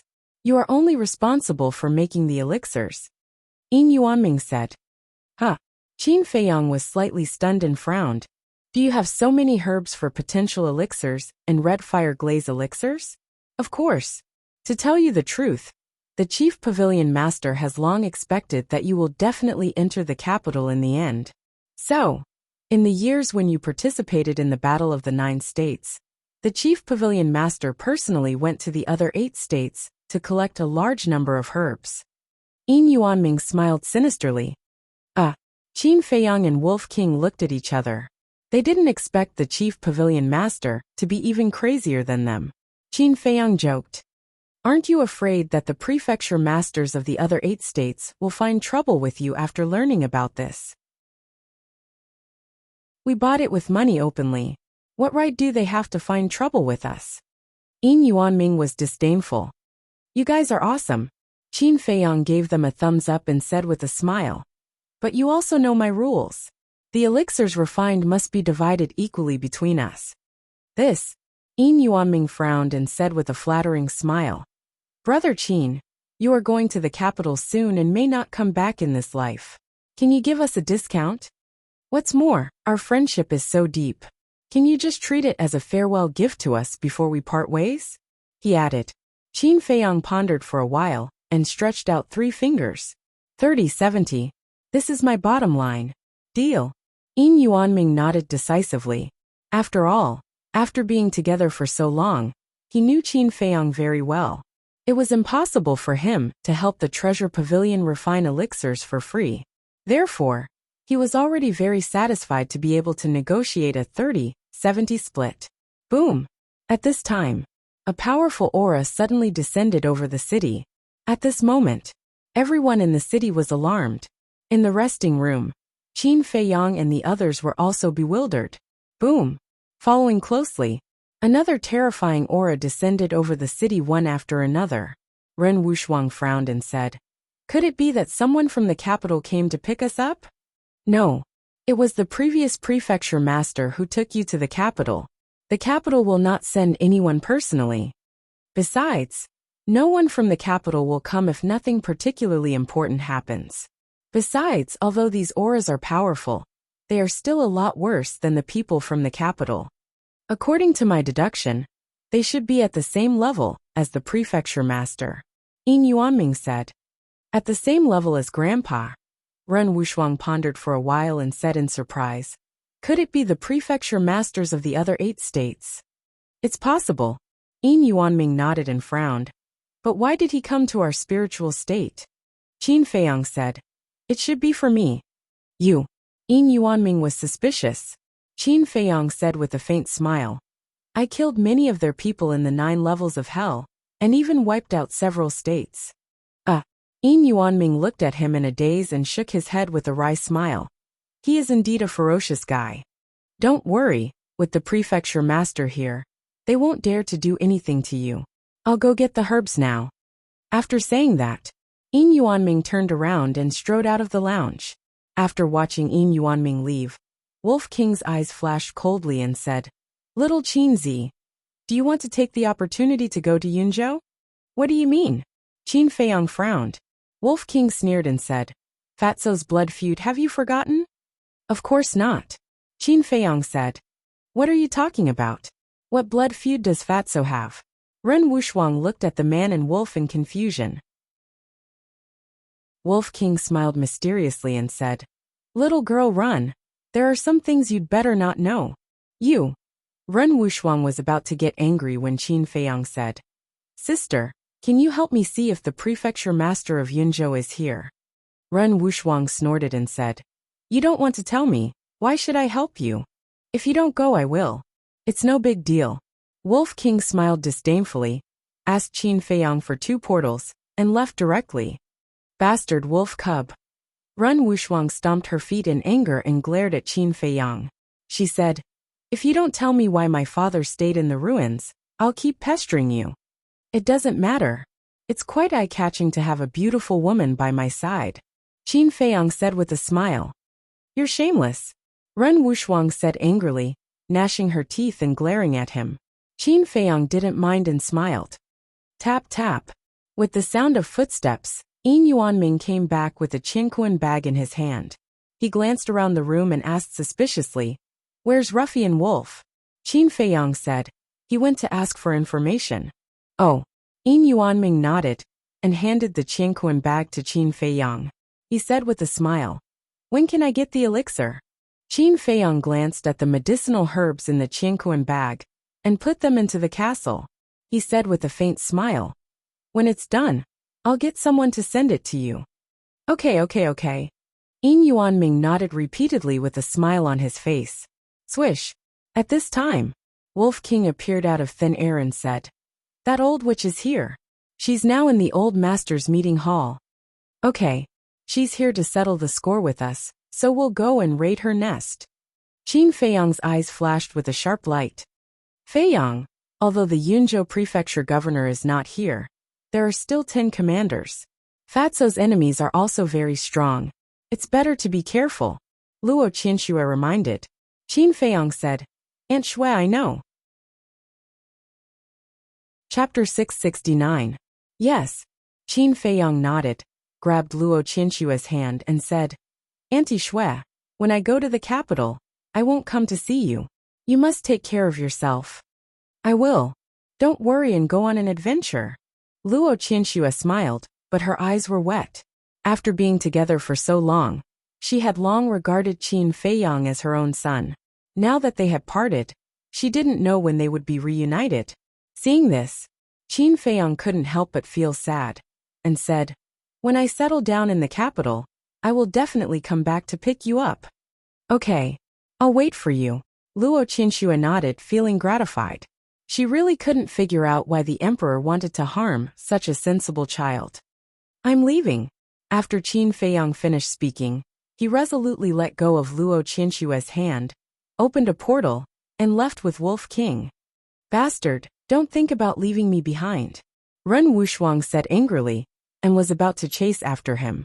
But at this time, Luo Qinshui grabbed her wrist, shook her head, and said with a smile, Child, don't chase after him. Feiyang is a very trustworthy person. Since he promised your father, no matter how you pester him, he won't say anything. Ren Wuxuang said anxiously. But Luo Qinshui smiled and said, Okay, stop talking. Stay here and chat with me. Okay. Ren Wuxuang nodded, but in her heart, she cursed Qin Feiyang for being a bastard. Yin Yuanming, who was next to them, looked surprised. Didn't Ren Wuxuang's father die a long time ago? But from their conversation, why was it that this Ren Duxing was still alive? Also, Qin Feiyang and Ruffian Wolf actually wanted to raid the Yunzhou mansion master's lair. Were they really not afraid of death? No. All the medicinal materials are with them. They can't die in Yunzhou. Muttering to himself, Yin Yuanming looked up at Ren Wushuang and smiled. I have something to discuss with the chief pavilion master. You guys take your time. Without waiting for their response, he hurriedly left. Meanwhile, in the sky above a valley in the cloud state, swish, Qin Feiyang and Wolf King appeared out of thin air. The valley was surrounded by mountains on all sides, and there were no entrances or exits. One could only enter from a high altitude. Within the valley, it was about half a mile long. The ground was very flat and covered with lush green weeds. Between the bushes, there were also wild flowers in full bloom, their fragrance assailing their nostrils. Furthermore, there was a clear stream that meandered through the entire valley. From time to time, a small fish would jump out, adding some liveliness to the valley. In the east of the valley, there was a small forest. The trees were not tall, but they were lush and full of life. Through the gaps between the leaves, he could faintly see an old wooden building. Behind the small wooden building, there was a cemetery that emitted a sorrowful aura. Qin Feiyang glanced at the valley and waved his hand. Fatso immediately appeared beside him. He had heard the conversation between Qin Feiyang and Wolf King in the castle, so he was already prepared. At this moment, looking at the valley below, his entire body suddenly exuded a sense of sorrow and a dense killing intent. Because this was the place where his father and family were buried. Who is it? Suddenly, a vigilant shout sounded. Whoosh! Following closely, accompanied by the sound of something breaking through the air, an old man in black rushed out of the valley and landed in front of the two men and the wolf. The old man was skinny and had white hair. His eyes were extremely gloomy, but when he saw Fatso, it was as if an iceberg had melted. His old face was full of smiles. Fatso said, Uncle Hai, I'm back. That's right. This person was the housekeeper of the Situ family, Situ Hai. Situ Hai walked in front of Fatso and reached out his trembling hand to touch Fatso's face. He said, Child, it's been a few years since we last met. How have you been these years? Very good. Fatso nodded repeatedly and said with a smile, Uncle Hai, let me tell you a piece of good news. I've passed the Great Nine States battle. What? Situ Hai's old body trembled. He said in surprise, You're not lying to me? Why would I lie to you? I'll be able to enter the imperial capital soon. Fatso said, Haha. The heavens didn't destroy my Situ family. Situ Hai immediately looked up to the sky and laughed, tears flowing down his old face. Back then, when the Situ family was exterminated, he was so desperate, thinking that the Situ family would never be able to return to the past.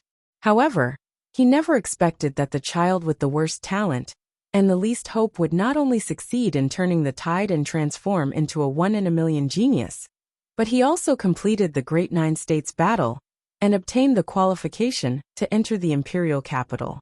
In his heart, a raging flame of hope was ignited.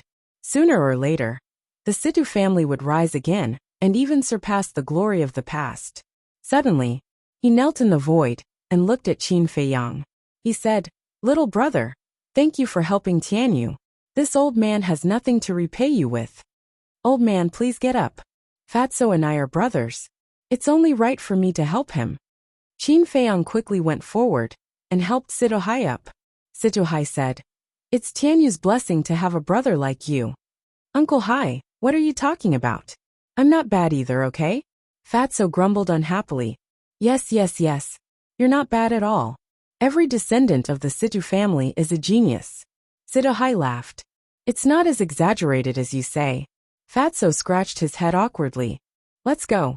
We'll go down and tell your father and mother this good news. They'll definitely be proud of you when they hear about it in the underworld.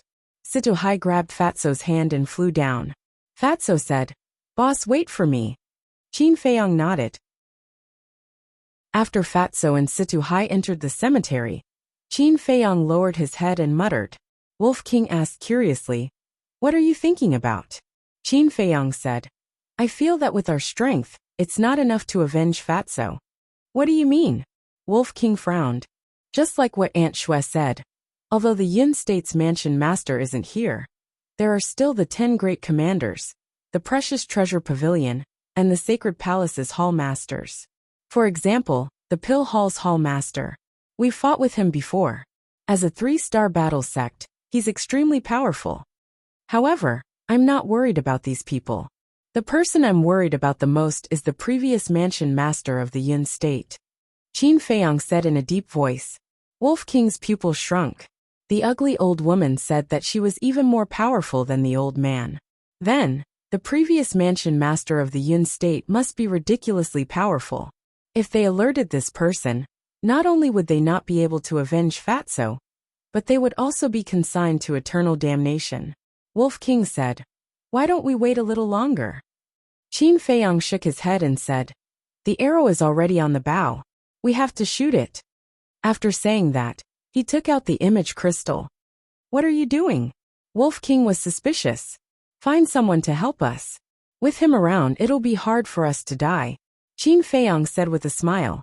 A strand of battle chi entered the image crystal. Soon a figure appeared. It was Lu Xingqian. Lu Xingqian asked with a smile. Brother Qin, do you have any orders? Qin Feiyang said. There's something I'd like to ask you for help with. What is it? Lu Xingqian was puzzled. Qin Feiyang said. Let's talk about it when you're here. I'm in the Yin state now. What? Lu Xingqian was dumbfounded. He said speechlessly. You've just come back and you're already in the Yin state. You really can't stop. Give me the coordinates. I'll go there immediately. Thank you.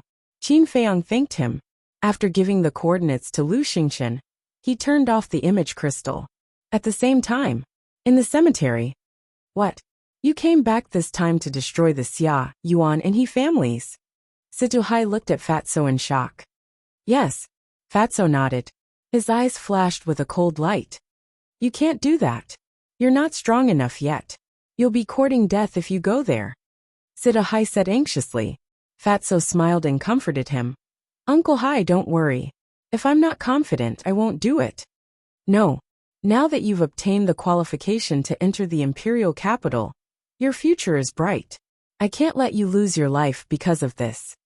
We'll definitely take revenge for this, but not now. Tianyu, listen to Uncle Hai's advice. Don't be stupid. There will be plenty of opportunities in the future. Sita Hai tried his best to persuade him.